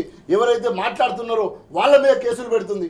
సోషల్ వారియర్ అని బీఆర్ఎస్ పార్టీ పిల్లలు వాళ్ళు రీట్రీట్మెంట్ చేస్తే సుప్రీంకోర్టు తీర్పిచ్చింది కదా, హైకోర్టు తీర్పిచ్చింది కదా, నువ్వు రీట్వీట్ చేస్తే నీ అభిప్రాయంతో నా అభిప్రాయాన్ని ఓకే అన్నందుకు కూడా మన మీద కేసు పెడుతున్నావు. నువ్వు ఇచ్చిన హామీలను అమలు అడిగినందుకు ఏదైతే అశోక్ నగర్లో లాఠీ చార్జ్ చేసి నువ్వు కేసులు పెడుతున్నావు. నీ కోసం గెలుపులో పనిచేసినందుకు కేసులు పెడుతున్నావు. బుద్ధిజీవి అనుకునే అరగోపాల పైన నా మహబూబ్నగర్ జిల్లాలో ఏదో జరుగుతుంది, ఆ చెంచులతో మాట్లాడిపోతారంట అరగోపాలను అరెస్ట్ చేసి జైల్లో పెడుతూ నువ్వు ఎవరిని పెడుతున్నావు నా జైల్లో? అంటే కేటీఆర్ను పెడతా, అంటే కేసీఆర్ను పెడతా. నువ్వు పోయే రోజు వచ్చింది, నువ్వు ఆయన జైలు పోయి వచ్చింది కాబట్టి ఆ జైలు భ్రమణ తిరుగుతున్నాడు. ఎవరైతే ప్రశ్నిస్తున్నావో ప్రశ్నించే వాడి మీద కేసులు పెడుతుంది కాంగ్రెస్ ప్రభుత్వము. ఎందుకు ప్రశ్నించాలండి? తెలంగాణ సమాజమే ప్రశ్నతో పుట్టింది. తెలంగాణ సమాజమే ప్రశ్నించే తత్వం గల సమాజం. కాబట్టి నిన్ను ప్రశ్నిస్తే ఉంటారు, ప్రశ్నించుతో కాదు నువ్వు కేసులు పెట్టాల్సింది. ఎవరైతే దొంగలు ఉన్నారో, దోపిడి దొంగలు ఉన్నారో, వాళ్ళని చుట్టూ ఉన్నారో వాళ్ళ మీద కేసులు పెట్టాలి, శాంతిభద్రత కల్పించాలి. కానీ ఈరోజు ప్రజాస్వామికబద్ధంగా ఆర్టికల్ రాస్తే కేసులు, మాట్లాడితే కేసులు, సోషల్ మీడియాలో పోస్ట్ చేస్తే కేసులు, ముఖ్యమంత్రి ప్రశ్నిస్తే కేసులు, ఎక్కడికక్కడ కేసులు, నీకు ఓట్లు వేయమని కాలుకు బల్బం కట్టుకొని తిరిగిన విద్యార్థులపైన కేసులు, వాళ్ళని జైల్లో పంపుతావు. ఎటువైపు పోతున్నావు? నీ ల్యాండ్ ఆర్డర్ ప్రజలకు భద్రత కల్పించాలి. కానీ ప్రశ్నించే వాడిని నువ్వు జైల్లో పెట్టడం కాదు. ఎవరైతే ప్రశ్నిస్తూ మాట్లాడుతుంటారో వాళ్ళ మీద కాదు, ప్రజల పక్షాన మాట్లాడుతూనే ఉంటారు. మాట్లాడనివ్వాలి, వినాలి, విని నువ్వు మారాలి. అంతేగాని ఈరోజు జమ్ములిద్దరన్న గట్టిగా మాట్లాడి టీనీసు పొద్దున్నే ఆడి రాగానే జీబును పంపించి ఆ జీబులు వేసుకొని పోతే ఎన్ని రోజులు జమ్ములిద్దరన్న ఆపుతావు, ఎన్ని రోజులు శ్రీనివాస్ యాదవ్ని ఆపుతావు. సో కాబట్టి ఈరోజు బీఆర్ఎస్ పార్టీ స్పష్టంగా ప్రజల పక్షాన నుండి కొట్లాడుతుంది, ప్రజల పక్షాన ఉండి ప్రశ్నిస్తుంది, నువ్వు ఇచ్చిన హామీల మీద మాట్లాడుతుంది. మాట్లాడినందుకు బీఆర్ఎస్ కార్యకర్తలను, నాయకులను కేసీఆర్ కాంచి మొదలు పెడితే వాంకిడిలో ఉన్న కార్యకర్త వరకు నువ్వు కేసులు పెడుతున్నావు. అంతే తప్ప నువ్వేం చేస్తున్నావు? ఏ అభివృద్ధి పనులను చేసినావా? ఏ ల్యాండ్ ఆర్డర్ అన్న కాపాడినావా? ఎక్కడన్నా హత్యలు ఆపినావా? ఎక్కడ ఆపలేదు. కాబట్టి స్పష్టంగా ఈరోజు రాష్ట్ర ముఖ్యమంత్రి కేసులు పెట్టాలంటే బీఆర్ఎస్ కార్యకర్తల మీద, బీఆర్ఎస్ నాయకుల మీద తప్ప ఈరోజు ఇక్కడ అత్య గుండాలను దొంగల పైన వదిలిపెట్టి ఈరోజు రౌడీ రాజ్యం తీసుకొస్తున్నావు నువ్వు. రౌడీ రాజ్యం తీసుకొస్తున్నావు ఏంటంటే పట్టపగల కుషాగూడలో వాడు కాల్ చేసి చంపితే ఏంది? రైట్. ఎంత ఘోరం చెప్పండి. పట్టబోలండి మధ్యాహ్నం అండి ఎటుపోతున్నాం మనం. కాబట్టి land order utter flop fail చేసిండు. ఆయనకు ల్యాండ్ ఆర్డర్ మీద సోయి లేదు, ఓన్లీ రియల్ ఎస్టేట్ మీద మాత్రమే సోయింది. మీరు చూడండి ఈ వారం రోజులు చూడండి, ఆ 4th సీట్ మీద ఫోకస్ తప్ప నువ్వు వేరేది ఉండదు. వేరే సమస్యలే ఉండవు. యూరియా సమస్య ఉండదు, ఆడ కామారెడ్డి కొట్టుకపోయింది బురద సమస్యలు ఉండవు, ఓ రివ్యూలు ఉండవు. ఇంతవరకు యూరియా కావాలనండి ఒక్క మంత్రిని కలవలేండి. కేంద్ర మంత్రి రేవంత్ రెడ్డి వెళ్ళి ఏం కలవలేదు, ఉట్టిగా నీడు ఉండి అది అది దానికి అదే చచ్చిపోవాలి, మన రైతులు ఆగమైపోవాలని ఆలోచిస్తుండే తప్ప ఒక్కసారి కూడా కేంద్రానికి ఇన్నిసార్లు పోయిందిగా ఢిల్లీకి. మరి మాకు యూరియా కావాలని ఒక్క లెటర్ అన్న మాట్లాడిండా? ఒక్క మంత్రి నన్ను కలిసినా నేను 52 సార్లు పోతా, నువ్వు 100 సార్లు పోరా నాయన, నిన్ను ఎవరు వద్దట్లేదు. కానీ ఏం తీసుకొస్తున్నావు? ఏంటి ఒక బస్తా యూరియా తీసుకొచ్చినావా? 10 రూపాయలు తీసుకొచ్చినావా? లేదు. ఇప్పటికైనా కాంగ్రెస్ ప్రభుత్వం ల్యాండ్ ఆర్డర్ మీద ఫోకస్ చేయాలి. కాపాడాల్సిన తెలంగాణ బాధ్యత ఉంది. ప్రశ్నించే వ్యక్తులను శక్తులను నువ్వు కేసులు పెడితే తెలంగాణ సమాజం ఊగోదు. తెలంగాణ సమాజమే ప్రశ్నించే తత్వం మీద పుట్టిన సమాజం. కాబట్టి ప్రశ్నిస్తూనే ఉంటుంది ఎవరిపైన, ప్రజలపైన. బీఆర్ఎస్ పార్టీ కూడా అంతే. ప్రజలు స్పష్టంగా ప్రతిపక్ష హోదా ఇచ్చిండ్రు, ప్రశ్నించమన్నారు. నువ్వు ఇచ్చిన హామీల మీద నిలబడి కొట్లాడమన్నారు, మేము కొట్లాడతాం. అటువైపుగానే ఉంటుంది బీఆర్ఎస్ పార్టీ లైన్. కానీ నువ్వు కేసులు పెట్టినంత మాత్రాన విద్యార్థులు కావచ్చు, నాయకులు కావచ్చు, ఎవరు భయపడేది లేదు. ఇప్పటికైనా ఇంకా 3 ఏళ్ళు ఉన్నది నీకు అవకాశం. మంచిగా పరిపాలించు. ల్యాండ్ ఆర్డర్ కాపాడాల్సిన బాధ్యత ఈ కాంగ్రెస్ ప్రభుత్వానికి. జమీలుద్దీన్ గారు, ప్రధానంగా కేసుల ప్రస్తావన వచ్చినప్పుడు ఏదైతే ఖమ్మం సంబంధించినటువంటి చూసుకున్నట్టయితే టీ న్యూస్ ప్రతినిధి పైన కేసు పెట్టారు అక్రమంగా. ఏదైతే యూరియాకి సంబంధించి ఆర్టికల్ రాసినందుకు కావచ్చు, విజువల్ చూపించినందుకు కావచ్చు, దాన్ని బూచిగా చూపించి కేసు పెట్టినటువంటి సందర్భం ఏంటి? ఈ అక్రమ కేసులకు సంబంధించి ఎలా మీ యాక్షన్? నేను ఇందాక చెప్పినానండి మీకు. ఎందుకంటే ఈ పోలీస్ వ్యవస్థను వీళ్ళు ప్రజలకు శాంతి భద్రతలు కల్పించడానికి కాకుండా ప్రతిపక్షాలు ప్రశ్నించే గొంతుకల యొక్క నోరు నొక్కడానికి, గొంతు నొక్కడానికి పోలీసులను వీళ్ళు వాడుతూ ఉన్నారు. ఈ క్రమంలో భాగంగానే నిన్నటి వరకు ఏంటిది అని అంటే కేవలం బీఆర్ఎస్ పార్టీ నాయకుల మీద కేసులు ఉండే. ఆ తర్వాత సెకండ్ స్టెప్లో ఎవరైతే సోషల్ మీడియా వారియర్లు ఉన్నారో వాళ్ళ మీద కేసులు పెట్టారు. ఇవాళ ఇంకొక అడుగు ముందుకేసి ఏంటిది అని అంటే ప్రధాన పత్రిక మరియు టీవీ విలేకరుల మీద కూడా కేసులు పెట్టే స్థాయికి వీళ్ళు వెళ్ళిపోతూ ఉన్నారు. అంటే దీన్ని ఎవరైతే న్యూట్రల్గా అబ్జర్వ్ చేసే వాళ్ళు ఉన్నారో వీళ్ళు చూడాలి. అంతిమంగా వీళ్ళ బడేభాయ్ ఎవరైతే ఉన్నాడో ఒక గోడీ మీడియా ఏర్పాటు చేసి పత్రికలను, టీవీ ఛానళ్లను కొనుగోలు చేసి వాళ్ళ ద్వారా తన ప్రచారం చేయించుకుంటే ఈయన దారికి రానటువంటి ఈ పత్రికా రంగాన్ని నోరు నొక్కే ప్రయత్నం చేస్తూ ఉన్నాడు. ఇది అంతిమంగా తెలంగాణ రాష్ట్రానికి, ప్రజాస్వామ్య వ్యవస్థకే ఇబ్బందికరంగా మారే ప్రమాదం ఉన్నది. నువ్వు బీఆర్ఎస్ పార్టీ నాయకుల మీద కేసులు పెట్టినావు, ఇంకా వేరే ప్రతిపక్ష పార్టీల మీద కేసులు పెట్టినావు, సోషల్ మీడియా వాళ్ళ మీద కేసులు పెట్టినావు, ఇలా మీడియా ప్రతినిధుల మీద కూడా కేసులు పెట్టి బెదిరిస్తే ఇక సేఫ్గా మిగిలిన వాళ్ళు ఎవరు అంటే నాకు రాస్తే నాకు అనుకూలంగా రాయాలి, మాట్లాడితే నాకు అనుకూలంగా మాట్లాడాలి, నాకు వ్యతిరేకంగా వార్త రాసినా, నాకు వ్యతిరేకంగా మాట్లాడినా నేను అరెస్ట్ చేస్తా, జైల్లో పెడతా అని చెప్పి ఒక ఫాసిస్టు ధోరణి వైపు ఈ ముఖ్యమంత్రి గారు పోతా ఉన్నారు. రాజ్యాంగాన్ని చేతిలో పట్టుకొని తిరిగి రాహుల్ గాంధీ గారు దీని మీద స్పందించాలి. ఈ ముఖ్యమంత్రి మీరు ఒక ఓటుకు నోటు దొంగను తీసుకొచ్చి ముఖ్యమంత్రి చేసుకున్నారు, కానీ ఆయన ఇప్పుడు కూడా మారకుండా ఆ దొంగ వ్యవహారం ఏదైతే చేస్తా ఉన్నాడో, ఈ మీడియా ప్రతినిధుల మీద దాడి చేసే ప్రయత్నం ఏదైతే జరుగుతూ ఉన్నారో దీన్ని యావత్ మీడియా సమాజం ఖండించాలి. కానీ దురదృష్టవశాత్తు ఏంటిది అని అంటే ఇంకా ఈ తెలంగాణ ప్రజలు ఏదైతే ఆంధ్ర యాజమాన్యాల కింద పనిచేసేటువంటి పత్రికలు మరియు టీవీ ఛానళ్లను నెత్తిలో మోస్తా ఉన్నారో వాళ్ళు దీని మీద మాట్లాడతలేరు.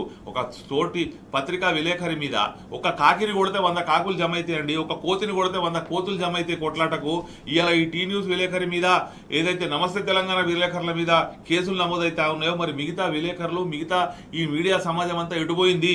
ఇవాళ ఏ ఒక్క పత్రికలో కూడా దీని మీద వార్త ఎందుకు రాదు? ఒక నమస్తే తెలంగాణలో తప్ప ఈనాడులో కానీ ఆంధ్రజ్యోతిలో కానీ దీన్ని ఖండిస్తూ వార్త ఎందుకు రాదు?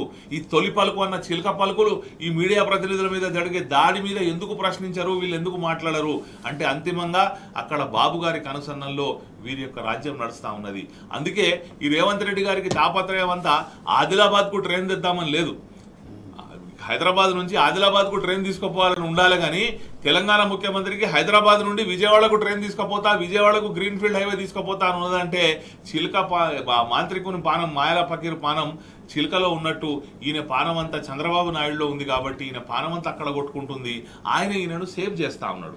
అంతిమంగా మోడీ గారు, బాబు గారు, రేవంత్ గారు ఈ యొక్క ట్రయాంగిల్ కలిసి ఈ తెలంగాణ రాష్ట్రాన్ని భ్రష్టు పట్టించే క్రమంలో ఇదంతా జరుగుతూ ఉన్నది. ఇప్పటికైనా మనం ప్రశ్నించే గొంతుకలను కాపాడుకోకపోతే పత్రికా రంగాన్ని, ప్రజాస్వామ్యానికి 4వ పిల్లర్ అయినటువంటి పత్రికా రంగాన్ని కాపాడుకోకపోతే ఈ విలేకరులను ఇట్లే వదిలిపెడితే మాత్రం ఇది ఒక ఫాసిజం వైపు దారి తీస్తుంది. అంతిమంగా ప్రజల్లో తిరుగుబాటు వస్తుంది. ఈ తెలంగాణ సమాజం అంతా గమనిస్తూ ఉన్నది. సరే 1-2 సంవత్సరాలు అయింది కదా, మళ్ళీ ఏదైనా ఎలక్షన్ వస్తే వీళ్ళ సంగతి చూద్దామని చెప్పి వేచి చూస్తున్నటువంటి తెలంగాణ సమాజం ఇది గతంలో తుపాకీ పట్టినటువంటి సమాజం, నిజాం నవాబును ఎదిరించినటువంటి సమాజం, దొరలను భూస్వాములను గడిలను ఎదిరించినటువంటి సమాజం. ఇది ఆగే సమాజం కాదు. కాబట్టి ఇప్పటికైనా ఈ పత్రికా రంగాన్ని ప్రశ్నించే గొంతుకలను ఎవరైతే విలేకరులు ఉన్నారో వీళ్ళని కాపాడుకోవాల్సిన బాధ్యత కూడా తోటి విలేకరుల మీద ఉన్నది, తోటి పత్రికా యజమానుల మీద ఉన్నది, అంతిమంగా ఈ పౌర సమాజం మీద ఉన్నది, ప్రజల మీద ఉన్నది. కాబట్టి వీళ్ళందరూ కూడా స్పందించాలి, దీన్ని తీవ్రంగా ఖండించాలి. నేను నోరు నొక్కుతా అంటే మాత్రం ఇది ఆగే సమాజం కాదు. తప్పకుండా ఈ ప్రజల్లో తిరుగుబాటు రాకముందే ఈ ఏదైతే ఈ సర్దుబాట్లన్నీ చేసుకోవాలని చెప్పి నేను మీ ద్వారా విజ్ఞప్తి చేస్తాను. శ్రీనివాస్ గారు, ఏదైతే యూరియా కష్టాలు అన్నీ కావు, దాదాపు 2 నెలల పైనే అవుతుంది. రోజు చూస్తున్నాం రైతులంతా రోడ్డెక్కుతున్నారు. దానికి సంబంధించి కవరేజీకి వెళ్ళినటువంటి ఖమ్మం రిపోర్టర్ పైన కేసు పెట్టడం ఎలా చూడాలి?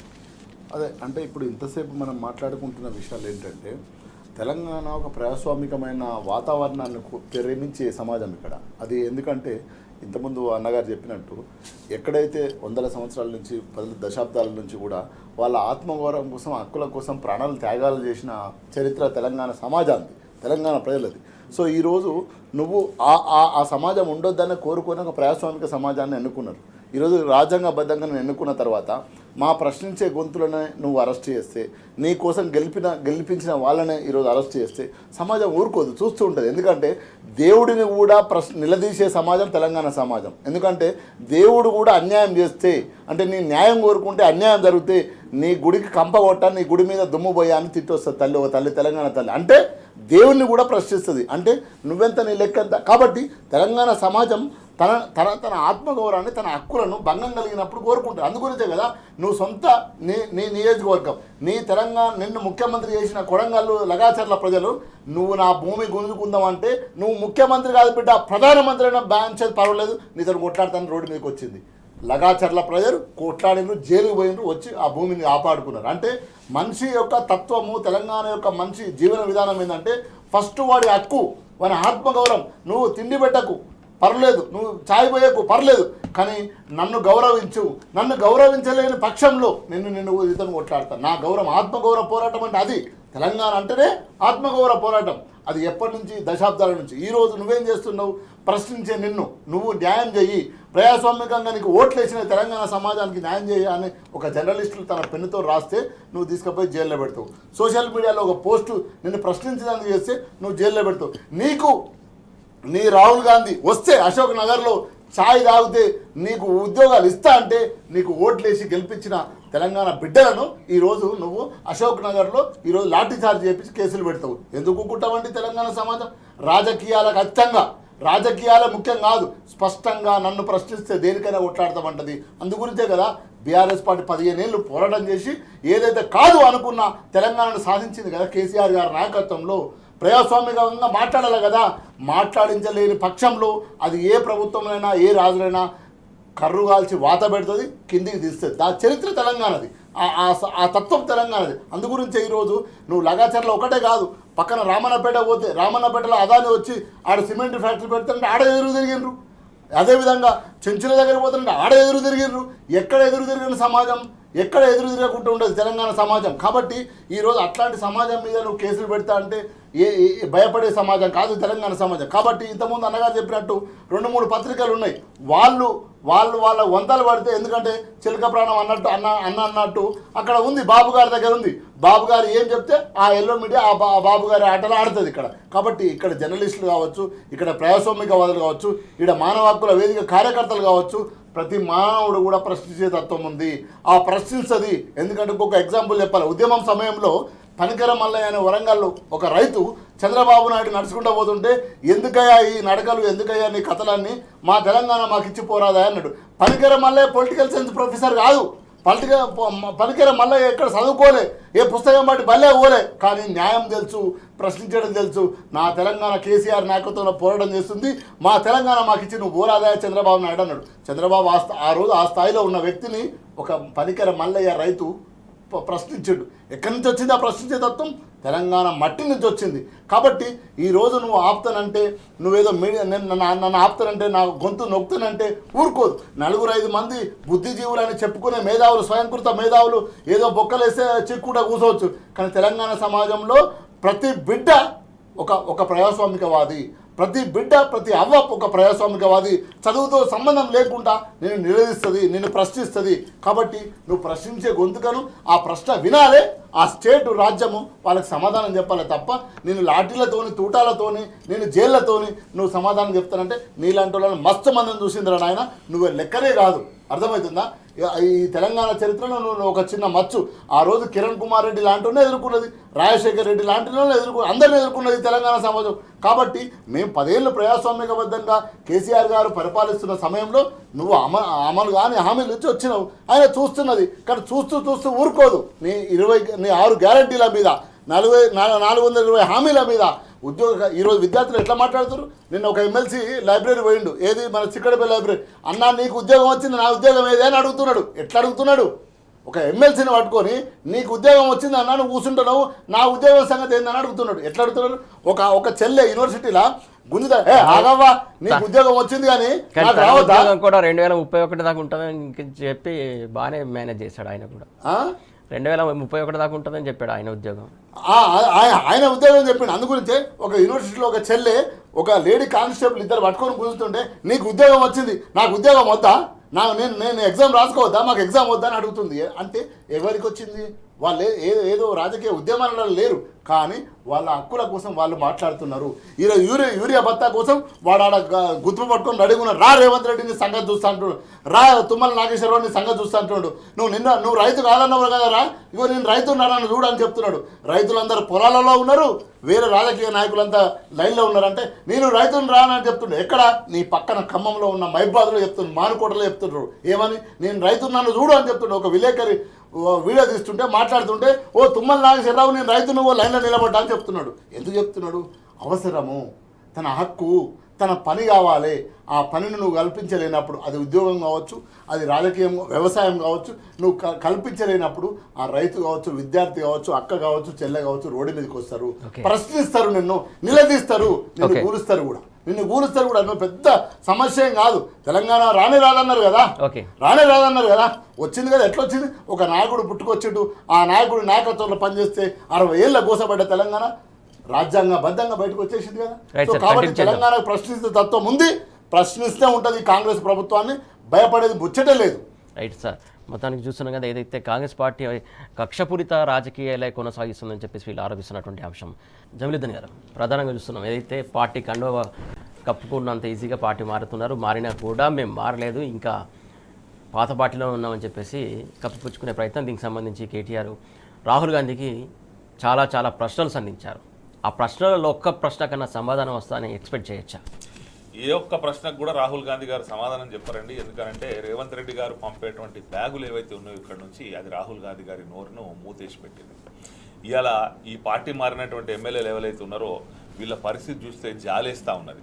ఎందుకనంటే వీళ్ళు మా ప్రభుత్వం ఉన్నది, మేము కాంగ్రెస్ పార్టీలో చేరినాం, మా స్పీకర్ గారు మమ్మల్ని ఏదో రకంగా 5 ఏళ్ళు నెట్టుకొస్తాడు అని చెప్పి వీళ్ళు ఆశపడి ఆ పార్టీలోకి పోవడం జరిగింది. కానీ ఎప్పుడైతే బీఆర్ఎస్ పార్టీ నాయకులు సుప్రీంకోర్టులో కేసు వేయడం జరిగిందో, సుప్రీంకోర్టు చాలా క్లియర్గా ఇన్స్ట్రక్షన్స్ ఇవ్వడం జరిగింది స్పీకర్ గారికి. మీరు 3 నెలల లోపు ఈ వాదన విని ఈ కేసును క్లోజ్ చేయాలని చెప్పి. ఇది నిరవధిక వాయిదా వేయడం అన్నది మీకు ఉన్నటువంటి హక్కు కాదు. మీరు ఒక జ్యుడిషియల్ ఫోరం కింద వస్తారు. స్పీకర్ అంటే ఇది లెజిస్లేటివ్ కాకుండా ఒక జ్యుడిషియల్ ఫోరం కింద వస్తారు కాబట్టి, ట్రిబ్యునల్ కింద వస్తారు కాబట్టి మీరు తప్పకుండా దీని మీద 3 నెలల్లో చర్యలు తీసుకోవాలని చెప్పి ఎప్పుడైతే ఆదేశాలు వచ్చినాయో ఇక వీళ్లకు పానం వెళ్ళిపోయినంత పరిస్థితి వచ్చింది. ఇప్పుడు స్పీకర్ గారి నోటీసులకు మేము ఏ పార్టీలో చేరలేదు బాంచాను, మేము ఇంకా బీఆర్ఎస్లోనే ఉన్నామని ఏదైతే చెప్పుకుంటా ఉన్నారో అది కేవలం దింపుడు గల్లం ఆశ అని చెప్పి మనం అనుకోవచ్చు.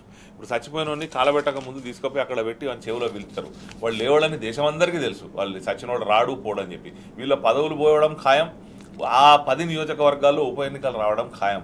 ఇది వాళ్లకు తెలుసు, ప్రజలకు తెలుసు, అందరికీ తెలుసు. కానీ ఒక దింపుడు కళ్ళం ఆశగా మేము కాంగ్రెస్లోనే ఉన్నామని చెప్పి వాళ్ళు ఇలా స్టేట్మెంట్ ఇవ్వడం జరుగుతూ ఉన్నది. కానీ దీనికి సమాధానం చెప్పాల్సింది వాస్తవంగా ఎవరైతే రాజ్యాంగాన్ని సంకల పెట్టుకొని నేను రాజ్యాంగాన్ని పరిరక్షిస్తా, నేను ఏదైతే డిఫాక్షన్ ఉన్నదో ఈ చట్టాన్ని మేము ఒకవేళ అధికారంలోకి వస్తే ఈ పార్టీ ఫిరాయింపు నిరోధక చట్టాన్ని మేము బలోపేతం చేస్తామని చెప్పి ఎన్నికలకు ముందు చెప్పుకుంటూ తిరిగినటువంటి రాహుల్ గాంధీ గారు ఉన్నారో వాస్తవంగా దీనికి నైతిక బాధ్యత వహించాలి. ఇవాళ మీకు మెజారిటీ లేక కాదు, మీరు మైనారిటీ ప్రభుత్వం నడుపుతున్నారని కాదు, మీకు అన్నీ ఉండి కూడా కేవలం మేమేదో రాజకీయంగా డ్రామా క్రియేట్ చేస్తామని చెప్పి ఈ 10 మందిని చేర్చుకోవడం జరిగింది. మరి చేరినవాడు నేను చేరినా అని చెప్పుకునే ధైర్యం అన్నా ఉండాలి. అంటే వీళ్ళ పరిస్థితి ఎట్లా అంటే మొన్న కేటీఆర్ గారు అన్నారు, ఇటు ఆడ అటు మొగ కాని పరిస్థితి ఈ 10 మంది ఎమ్మెల్యేలకు మోపైందని చెప్పి. వాస్తవంగా ఇవాళ అదే పరిస్థితిలో ఉన్నారు వాళ్ళు. ఓవైపు ఏమో కాంగ్రెస్లో చేరినట్టు స్పష్టంగా ఫొటోస్ ఉన్నాయి, వీడియోస్ ఉన్నాయి, వాళ్ళ స్టేట్మెంట్లు ఉన్నాయి, వీళ్ళందరూ కండువాలు కప్పుకున్నారు. వీళ్ళు పోయి రాహుల్ గాంధీ గారిని కూడా కలిసి వచ్చారు, ఎన్నికల ప్రచారంలో పాల్గొన్నారు. కొందరికైతే కాంగ్రెస్ పార్టీ బీఫామ్ ఇచ్చింది. ఇప్పుడు దానం నాగేందర్ గారికి కాంగ్రెస్ పార్టీ బీఫామ్ ఇచ్చి ఇక్కడ సికింద్రాబాద్ ఎంపీగా పోటీ చేయించాడు. మరి బీఫామ్ పార్టీలో చేరకముందే బీఫామ్ ఇచ్చారని చెప్పుకుంటాడా? అక్కడ కడియం శ్రీహరి గారు వాళ్ళ అమ్మాయికి బీఫామ్ ఇస్తే ఆయన ఎన్నికల ప్రచారంలో కాంగ్రెస్ పార్టీ తరఫున పాల్గొన్నాడు. ఆయన పరిస్థితి ఏంటంటే మీరు ఏ పార్టీలో ఉన్నారు సార్ అంటే ఏ పార్టీలో ఉన్నాలో చెప్పుకోలేని పరిస్థితి, ఏ పార్టీలో ఉండాలో ఆ పార్టీలో ఉన్నా అని చెప్పి ఆయన చెప్పుకుంటాడు. అంటే అన్ని సంవత్సరాలు రాజకీయంలో ఉన్నటువంటి నాయకులు, కేసీఆర్ గారు గౌరవించి ఉప ముఖ్యమంత్రి చేసినటువంటి నాయకుడు ఆయనే ఇలా దిగజారి ఏ పార్టీలో ఉన్నా చెప్పుకోలేని దుస్థితికి పోయినరు అని అంటే ఎందుకయా? ఈ అధికార ఆశ కొరకు ప్రజలు మీకు ఓట్లేసి గెలిపించారు కదా. తమ ఆ ఎమ్మెల్యే అంటే ఏందనండి, ఆ నియోజకవర్గంలో ఉన్నటువంటి ప్రజలందరూ కూడా వాళ్ళ ఓటేసి తమ ప్రతినిధిగా ఎన్నుకుంటారు. నువ్వు ఒక 2-3 లక్షల మందికి ప్రతినిధివి. ఇవాళ కేవలం కొంత అధికార దాహం కొరకు ఇవాళ దిగజారి ఈ దుస్థితికి తెచ్చుకొని ఏ పార్టీలో ఉన్నావో చెప్పుకోలేని పరిస్థితికి వచ్చినాం. నిన్న కేటీఆర్ గారు చెప్పారు ఇది ఓటు చోరీ లాంటిది అని. ఇది ఓటు చోరీ కంటే కూడా పెద్దది. ఎందుకంటే ఓటుకు నోటు చోరును తీసుకొచ్చి వాళ్ళు ఎప్పుడైతే అక్కడ అధికారంలో కూర్చోబెట్టిరో, ఈ ఓటుకు నోటు చోరు ఏం చేస్తాడు? అక్కడ బడే భాయ్ ఏమో ఓట్లను చోరీ చేస్తున్నాడు, ఇక్కడ చోటే భాయ్ ఏమో ఈ ప్రజల ఓట్లతోని గెలిచినటువంటి ప్రతినిధులనే చోరీ చేస్తూ ఉన్నాడు. ఆయననేమో రూపాయి జమ చేస్తుండు ఓట్లు, ఈయననేమో బ్యాగు ఎత్తుకొని అంటే 3 లక్షల మందికి ప్రాతినిధ్యం వహించేటువంటి ఎమ్మెల్యేనే ఎత్తుకొని పోయిండు. అంటే బడే భాయ్ కంటే ఈ ఎక్స్పీరియన్స్ మనిషి కాబట్టి ఈ రేవంత్ రెడ్డి గారు ఇంకొక అడుగు ఎక్కువ వేసి ఈ ఎమ్మెల్యేలను చోరీ తీసుకొని పోయి పార్టీలో దాచుకున్నాడు. మరి దాచుకున్నాడు ఇలా దొరికినావు, నీ దగ్గర రికవరీ అయింది. నీ దగ్గర రికవరీ అయినప్పుడు నేను ఉన్నా అని చెప్పుకోవాలి కదా. వాళ్ళు పాపం అది ఇది చెప్పుకోలేని పరిస్థితిలో ఉన్నారు. వీళ్ళు ఏం చేసినా తప్పించుకోలేరు. వీళ్ళకు తాత్కాలిక ఉపశమనం మాత్రమే. ఇందులో ప్రధానమైన పాత్ర స్పీకర్ గారిది. గతంలో ఒక ఇంటర్వ్యూలో ఈ స్పీకర్ గారు చెప్పి ఉన్నారు, నేను వ్యక్తిగతంగా ఈ పార్టీ ఫిరాయింపులకు వ్యతిరేకిని అని చెప్పి. మీరు వ్యక్తిగతంగా కాదు, ఇలా కుర్చీలో న్యాయం చేసే కుర్చీలో మీరు కూర్చున్నప్పుడు ఈ పార్టీ ఫిరాయించిన వాళ్ళు ఎవరైతే ఉన్నారో చట్ట ప్రకారం వాళ్ళ మీద చర్యలు తీసుకోవాలి. అట్లా కాకుండా మీరు రాజకీయ ఒత్తిడికి లొంగి ఒకవేళ వీళ్ళు మారలేదు, వీళ్ళ మీద అనర్హత వేటు వేయడానికి మీరు మీనమీషాలు లెక్కబెట్టి వెనక ముందు చేస్తే వ్యక్తిగతంగా ఈ స్పీకర్ గారికి, అంతేకాకుండా ఆ కుర్చీకి కూడా అవమానం చేసిన వాళ్ళు అవుతారు. రేపు అవసరమైతే సుప్రీంకోర్టు బోన్లో మీరు నిలుచోవాల్సిన పరిస్థితి వస్తుంది స్పీకర్ గారికి. కాబట్టి స్పీకర్ గారు ఒక స్పీకర్ హోదాలో సుప్రీంకోర్టు బోన్లో నిల్చోవడం తప్పించుకోవాలంటే మాత్రం తప్పకుండా క్లియర్గా ఉంది. ఊర్లే బర్లగాస్ట్రోని అడిగినా చెప్తా ఉన్నాడు, ఈ 10 మంది ఎమ్మెల్యేలు కాంగ్రెస్ పార్టీలో జాయిన్ అయ్యారు, టీఆర్ఎస్ పార్టీని వదిలిపెట్టిరు, మేము పార్టీని చూసి ఓటేసినాం, కారు గుర్తు మీద ఓటేసినాం, వీళ్ళు మమ్మల్ని మోసం చేసిపోయారని చెప్పి ఎప్పుడైతే ఆ 10 నియోజకవర్గాల ప్రజలు చెప్తా ఉన్నారో వాళ్ళ మీద చర్యలు తీసుకోకపోతే మాత్రం అంతిమంగా ఈ 10 మంది పార్టీ ఫిరాయింపుల దారులకు సపోర్ట్ చేసినందుకు దొంగలకు సద్దులు మోసిన అపవాదు రేపు స్పీకర్ గారికి కూడా రాబోతున్నది. ఇవాళ బ్యాగులు మోసిన మనిషి ఓటు దొంగతనం కొరకే బ్యాగ్ మోసిండు ఆ రోజు. ఆ మనిషి చేసుకుంటే ఆయనకు నచ్చుతుందేమో కానీ, ఆయనకు అందంగా కనిపిస్తుందేమో కానీ, ఒక స్పీకర్ గారికి మాత్రం ఒకవేళ ఈ దొంగలకు సద్దులు మోసే పని చేస్తే మాత్రం ఈ స్పీకర్ గారు కూడా రేపు అపవాదం ఎదుర్కోవాల్సి వస్తుంది. కాబట్టి అతి త్వరలో వీళ్ళ మీద వేటు వేస్తారు, అనర్హత వేటు వేసి అక్కడ తప్పకుండా ఉప ఎన్నికలు వస్తాయని చెప్పి మనం ఆశిద్దాం. శ్రీనివాస్ గారు, ఏదైతే పార్టీ ఫిరాయించినటువంటి ఎమ్మెల్యేలు ఇంకా పాత పార్టీలో ఉన్నాయని చెప్పేసి స్పీకర్ గారికి చెప్పడంలో ఇంకా ఉన్నటువంటి మతలబ్ ఏంటి? అంటే స్పష్టంగా ఒకటి ఏంటంటే ప్రజాస్వామ్యబద్ధంగా కాంగ్రెస్ పార్టీకి మంచి మెజార్టీ ఇచ్చిండ్రు తెలంగాణ ప్రజలు. ముఖ్యమంత్రిగా ప్రమాణ స్వీకారం చేసిండ్రు. వాళ్ళు ఇచ్చిన హామీలను తెలంగాణ ప్రజలు నమ్మిండ్రు. అమలు కాని హామీలు ఏవైతే ఇచ్చిండ్రో అవి నమ్మిండ్రు.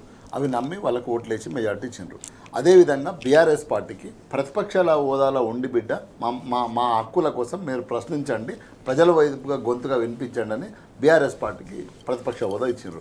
దీన్ని దృష్టిలో పెట్టుకొని కేసీఆర్ గారు నల్గొండ ఒక సభలో జరిగితే మీరు మంచిగా అధికారం వచ్చింది, మీకు మంచి గొప్ప అవకాశం వచ్చింది, గంభీరంగా పరిపాలించండి, ప్రజలకు న్యాయం చేయండి, మా ఆశీర్వాదం ఎప్పుడూ ఉంటుందని కూడా నల్గొండ బహిరంగ సభలో కేసీఆర్ చెప్పిండు. ఇదంతా ఒక ప్రజాస్వామికబద్ధంగా జరిగిన తర్వాత నువ్వు ఇక్కడ ఉన్న 10 మందిలను ఎందుకు నువ్వు ఎత్తుకపోవాల్సి వచ్చింది, ఎందుకు నువ్వు తీసుకోవాల్సి వచ్చింది? నీ ప్రభుత్వానికి ప్రమాదం ఏమన్నా ఉందా? ఏమీ లేదు కదా. స్పష్టంగా ఒక పార్టీకి ఏమో ప్రతిపక్ష హోదా, ఇంకొక పార్టీ ఏమో ప్రజలకు సేవ చేసే అవకాశం మీకు ఇచ్చిండ్రు. ఇచ్చినాక ఎందుకు చేసిండు అంటే ఈయనకు గతంలో ఒక ప్రాక్టీస్ ఉంది. ఎప్పుడైతే అప్పుడు ఎమ్మెల్యేని ఎత్తుకపోవడానికే కదా, ఎమ్మెల్యేల ఓట్లు ఎత్తుకపోవడానికే సంతులు మోసిండు. ఇప్పుడు కూడా నేను ఒక ఎమ్మెల్యేలను ఎత్తుకపోయి నేను దగ్గర పెట్టుకోవాలనే ఒక దురుద్దేశంతో అర్థమైనది స్పష్టంగా అర్థమవుతుంది. ఇది తెలంగాణలో ప్రజలు చేస్తున్న ప్రశ్న. నేను ఇక్కడ ఒక శ్రీనివాస్ యాదవ్గా మాట్లాడతలేను. ప్రతి నియోజకవర్గంలో ప్రతి పౌరుడు నీకు ఇచ్చిన మెజార్టీ ఇచ్చినాక నీకేం కాలం పుట్టిందిరా, వాళ్ళని ఎందుకు తీసుకుపోతున్నావు? నువ్వు నీకేం అవసరం బిడ్డ? ఇప్పుడు అవసరమా బీఆర్ఎస్ ఎమ్మెల్యే? నీకేం అవసరం? నువ్వు ఇచ్చిన హామీలు అమలుపరచు, మాకు యూరియా ఇయ్యి, మా పిల్లలకు మంచి బువ్వ పెట్టు, ఇంకా ఫీజు రిమండర్ పైసలు ఇచ్చి మా పొరాల సర్టిఫికేట్లు ఇయ్యి అని ఇది కాకుండా నువ్వు ఎమ్మెల్యేలు ఎత్తుకపోతున్నావు అని ప్రశ్నిస్తున్నది తెలంగాణ సమాజం. రెండో విషయం, ఇక దేశానికి వస్తే రాహుల్ గాంధీ అద్భుతంగా రాజ్యాంగం పట్టుకొని సేవ్ రాజ్యాంగం అంటాడు. రాజ్యాంగం ఎక్కడ కాపాడుతున్నావు? నీ రాష్ట్రంలో నీకు ఉన్నాయే 2 రాష్ట్రాలలో, తెలంగాణ రాష్ట్రంలో నువ్వు కాంగ్రెస్ పార్టీ నీ పార్టీ పరిపాలన చేస్తుంది. నువ్వు ఏం చేయాలి ఇక్కడ? నీ ముఖ్యమంత్రిని పిలుచుకొని నేను దేశమంతా సేవ్ రాజ్యాంగం అంటున్నా, రాజ్యాంగాన్ని రక్షించమని అడుగుతున్నా, నువ్వేమో రాజ్యాంగాన్ని కాలబెడుతున్నావు, రాజ్యాంగాన్ని కూలబెడుతున్నావు, రాజ్యాంగాన్ని వ్యతిరేకంగా పనిచేస్తున్నావు చెప్పుకోవాలి కదా. కానీ నువ్వేమో బీహార్లో పోయి ఓటు చోరీ అంటావు, ఇక్కడ ఓట్ల గంప ఎత్తుకపోతున్నాడు కదా నీ ముఖ్యమంత్రి. నువ్వు ఏం సమాధానం చెప్తావు? ఏం మాట్లాడతావు? నువ్వు అసలు ఈ ముఖ్యమంత్రి నీ పార్టీతో ఉన్నాడా లేదా ఇంకొక పార్టీతో ఉన్నాడా? నీకు అర్థం కాని ప్రశ్న కదా. సో స్పష్టంగా అర్థమైంది, రాహుల్ గాంధీ జాతీయ కాంగ్రెస్ పార్టీ చెప్పే నీతులు ఒకటి, చేతలు ఒకటి అనేది అర్థమవుతుంది కదా. సో ఇది కాకుండా రోజు నువ్వు ఏ పని చేస్తున్నావు? కాబట్టి స్పష్టంగా మేము కాంగ్రెస్ ఎమ్మెల్యేలం కాదు, మేము ఇంతకుముందు అన్నగారు చెప్పినట్టు ఏ పార్టీలో తెలంగాణ సమాజం అంత పిచ్చి సమాజమా? నిజామును, రాజులను, దొరలను ఎదిరించిన సమాజం. నువ్వు ఏ పార్టీలో ఎందుకు పోతున్నావు తెలియదా? కడియం శ్రీహరి అనే ఒక వ్యక్తిని ఈ రాష్ట్రంలో డిప్యూటీ సీఎంగా చేస్తే నువ్వు ఏ ముఖం పెట్టుకొని పోయిన వాడికి ఈరోజు నువ్వు ఎట్లా బతుకున్నావు? మీ అయ్యవ్వ ఎవడరా అంటే చెప్పుకోలేని పరిస్థితి ఈ 10 మందిది. నువ్వు ఏ పార్టీ నుంచి బీఫామ్ తీసుకొని గెలిచిన బిడ్డ అంటే చెప్పుకోలేని పరిస్థితి వీళ్ళది 10 మందిది. ఇగో ఈరోజు ఏమంటారు, ఎంత నీతివంతంగా మేము కండువలు వేసుకున్నామంటారు. ఏం కండువలు వేసుకున్నాం? జాతీయ కండువలట. అరే కాంగ్రెస్ ముఖ్యమంత్రి పక్కన పెట్టుకొని మేము 3 రంగుల కండువ వేసుకున్నామని మాట్లాడుతారు కోర్టులో. ఇప్పుడు ఈరోజు సుప్రీంకోర్టే కదా తీర్పిచ్చింది, మీరు కరెక్ట్ చేయట్లేదు. స్పీకర్ గారు మీరు తండ్రి స్థానంలో ఉన్నారు, తండ్రి స్థానంలో ఉండి న్యాయం చేయండి, కరెక్ట్ నిర్ణయం తీసుకోండి, రాజ్యాంగబద్ధంగా మీరు నిర్ణయం తీసుకోండి అని సుప్రీంకోర్టు ఇచ్చింది కదా. సుప్రీంకోర్టే అల్టిమేట్గా తల్లి మనకు. నువ్వు కరెక్షన్ నువ్వు తప్పు చేస్తే నేను తప్పు చేస్తే ఈరోజు శిక్ష చేయాల్సింది ఎవరు? సుప్రీంకోర్టు. కోర్టు జ్యుడిషియల్ చెప్పింది స్పీకర్ గారు రాజ్యాంగాన్ని కాపాడండి అని. అంటే స్పష్టంగా ఏంది? కాంగ్రెస్ పార్టీ ద్వంద్వ నీతి. ఇక రాష్ట్రంలో ఒక నీతి, కేంద్రంలో ఒక నీతి. రాహుల్ గాంధీ ఇప్పటికైనా ఈ దేశ సమాజం చూస్తుంది. ఈరోజు మొత్తము సమాజం అంతా చూసి రేపు రాహుల్ గాంధీ ప్రశ్నిస్తుంది. అందుగురించే విద్యార్థులు ఏమంటారు? రాహుల్ గాంధీ నువ్వు అశోక్ నగర్ రా అంటుర్రు. రైట్, రాహుల్ గాంధీ నువ్వు అశోక్ నగర్ వచ్చి అదే రాజ్యాంగాన్ని పట్టుకొని సేవ్ రాజ్యాంగం అన్నది ఇక్కడ చెప్పంటుడు. నువ్వు ప్రశ్నించే గొంతులను జైల్లో పెడతావు. నువ్వు ఒక పార్టీలో గెలిచి ఒక పార్టీలో ఓటేసిన ఎమ్మెల్యేలు ఎత్తుకపోయి నువ్వు పెట్టుకుంటావు. లా అండ్ ఆర్డర్ ఉండదు, నువ్వు ఇచ్చిన హామీలు అమలుపరచవు, నువ్వు ఇచ్చిన ఏమి చెయ్యవు.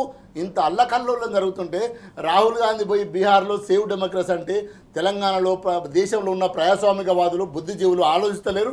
నువ్వు ఒకవైపు సేవ్ డెమోక్రసీ, తెలంగాణలో సేవ్ డెమోక్రసీగా ధ్వంసం చేస్తున్నావు అనేది అర్థమవుతలేదు ప్రజాస్వామ్యాన్ని. కాబట్టి ఇది తెలంగాణ సమాజంలో నువ్వు ఏం ప్రాక్టీస్ చేస్తున్నావు దేశమంతా చూస్తున్నది. కాబట్టి రేపు రాహుల్ గాంధీ ఇప్పటికైనా వచ్చి నీ ముఖ్యమంత్రికి నువ్వు చెప్పుకో, క్లాసులు చెప్పి రాజ్యాంగాన్ని ఇక్కడ కాపాడమని చెప్పు, ప్రశ్నించే గొంతులను ప్రశ్నించమని చెప్పు. ఎంత అంటే అక్కడనేమో సిబిఐ వద్దంటాడు, ఇక్కడేమో సిబిఐ అంటాడు. అంటే ఒక్కటి చూడండి, ఒక్క రాహుల్ గాంధీ అంటే జాతీయ కాంగ్రెస్ పార్టీకి ఇక్కడ ఉన్న కాంగ్రెస్ పార్టీకి ఎట్లాంటిగా పోలికలు ఉండకుండా పరిపాలన జరుగుతుంది. ఇదంతా తెలంగాణ సమాజం చూస్తుంది. తగిన సమయంలో రేపు ఎలక్షన్ పెట్టమను, ఏదైతే గ్రామ పంచాయతీ ఎలక్షన్ పెట్టమను, కాంగ్రెస్ పార్టీని కర్రు కాల్చి వాత పెడతారు. అది రేవంత్ రెడ్డికి తెలుసు. కాబట్టి ఈరోజు 20 నెలలు అయినా కూడా ఇప్పటి వరకు ఎలక్షన్లు పెట్టలేకపోతుంది, గ్రామ పంచాయతీ ఎలక్షన్లు పెట్టలేకపోతుంది. ఎలక్షన్లు పెట్టమను, యూరియా బస్తాల ఆటం బాంబులు అయి వెళ్తాయి రేపు రేపు వచ్చే ఎలక్షన్లో. కానీ పెట్టలేడు తీసుకపోతుండే అంతే. ఒక్కటి కాదు, ఒక్క హామీ కూడా నీకు బీసీ డిక్లరేషన్ అన్నాడు, బీసీ బిల్ అన్నాడు, ఏది ఎడిపోయింది? రమ్మను గ్రామ పంచాయతీ ఎలక్షన్లకు కాంగ్రెస్ పార్టీని కర్రు గాల్చి వాత పెడతారు. జమీరద్దన్ గారు, ఒక పక్క ఏదైతే ఎమ్మెల్యేను తీసుకోవడం ఈ రకంగా చూస్తూ ఉంటే సొంత పార్టీలో కూడా కొంత ముసలం స్టార్ట్ అయినటువంటి పరిస్థితి. ఒక మంత్రి ఉన్నటువంటి హోదాలోనే జూపల్లి అలా వ్యాఖ్యలు చేయడం దేనికి సంకేతాలు అసలు? ఏం లేదు, వాళ్ళు హ్యాండ్స్ అప్ అన్నారు, చేతులు ఎత్తేసారు అన్నట్టు. మేము ఏదైతే 100 రోజుల్లో హామీలు ఇస్తామన్నారో 6 గ్యారంటీలు అన్నారో అవి పూర్తి చేయలేకపోయినరు. ఏదైతే చేసే ప్రయత్నం చేసిరో, ఒక ఫ్రీ బస్ ఇచ్చిరో దానిలో మహిళలందరూ కూడా శిఖలు పట్టుకొని కొట్టుకునే పరిస్థితి దాపురించింది. ఇక మిగతా 420 హామీలు అయితే దేవుడెరుగు. వాళ్ళకు విషయం అన్నది బోధపడ్డది. వాళ్ళ నియోజకవర్గాల నుంచి ప్రతి ఎమ్మెల్యేకి కూడా ఫీడ్బ్యాక్ వస్తున్నది. మళ్ళా కాంగ్రెస్ పార్టీ గుర్తుపట్టుకొని వస్తే మాత్రం ఓట్లు కావు కదా, చెప్పులు చీపుర్లు మీద పడతాయని చెప్పి వాళ్ళకి అర్థమవుతా ఉన్నది. ప్రజలు ఇంత రకంగా ఈసడించుకుంటారని అర్థమవుతుంది. కాబట్టే ఆయన మనసులో ఉన్న విషయాన్ని ఆయన బయటికి కక్కేసిండు నిన్న. నేను గెలుస్తానో లేదో, ఒకవేళ నేను గెలిచినా మా పార్టీ అధికారంలోకి వస్తుందో లేదో అంటే రాదు అని చెప్పి ఆయన స్పష్టంగా చెప్పిండు. ఇది ఆయన ప్రజా గొంతుకగా మారిండు నిన్న జూపల్లి కృష్ణారావు గారు అని చెప్పి మనం అనుకోవచ్చు. ప్రజల యొక్క మనోభావాలను ప్రతిబింబించే విధంగానే ఆయన ఉన్నది. కానీ దురదృష్టం ఏంటంటే ఇంకా 3 సంవత్సరాలు అయితే వాళ్ళ ప్రభుత్వం ఉంటుందన్న నమ్మకం కూడా ఆయనకు లేనట్టున్నది. వాళ్ళు ఏదో ఒక రెవెన్యూ డివిజనల్ ఆఫీస్ చేయమని నిన్న ఆదిలాబాద్ బోధుకు పోయితే అక్కడ ఏదో నమూనా ఇంద్రమ్మ ఇళ్లను ప్రారంభిస్తా అని పోయినప్పుడు అక్కడ ఉన్నటువంటి ప్రజలు మాకు ఒక ఆర్డీఓ ఆఫీస్ ఇవ్వండి అని అడిగారు. ఆర్డీఓ ఆఫీస్ ఇవ్వడానికి నీకు ఇంకా 3 సంవత్సరాల టైం ఉంది. ఒక కలం పోటుతోని నువ్వు ఆర్డీఓ ఆఫీస్ ఇవ్వచ్చు, అక్కడ నువ్వు మంత్రిగా మాట్లాడి ముఖ్యమంత్రి గారికో క్యాబినెట్లోనో చర్చించి ఇవ్వచ్చు. కానీ ఈ 3 ఏళ్ళు ఆ పని చేద్దామన్న ఆలోచన కూడా వీళ్ళకి లేదు. ఈ 3 ఏళ్ళు వాళ్ళకు ఉన్న ఆలోచన ఏంది అని అంటే దోసుకోవాలి, దాచుకోవాలన్న ఒక ఏకైక ఆలోచనతో పోతురు. కాబట్టి ఇక మమ్మల్ని ఏం అడగకురి, మా నుంచి ఏం ఆశించకురి, మేము చేసేది ఏం లేదని చెప్పి వారు హ్యాండ్సప్ చెప్పినట్టు నేను అర్థమవుతా ఉన్నది. ఇదే విషయం ఈ కాంగ్రెస్ కార్యకర్త నుంచి పెడితే ముఖ్యమంత్రి దాకా అందరికీ తెలుసు. కాబట్టే వాళ్ళు కేవలం దొరికిన కాడికి దోసుకోవాలన్న ఆలోచనతో ముందుకు పోస్తూ ఉన్నారు.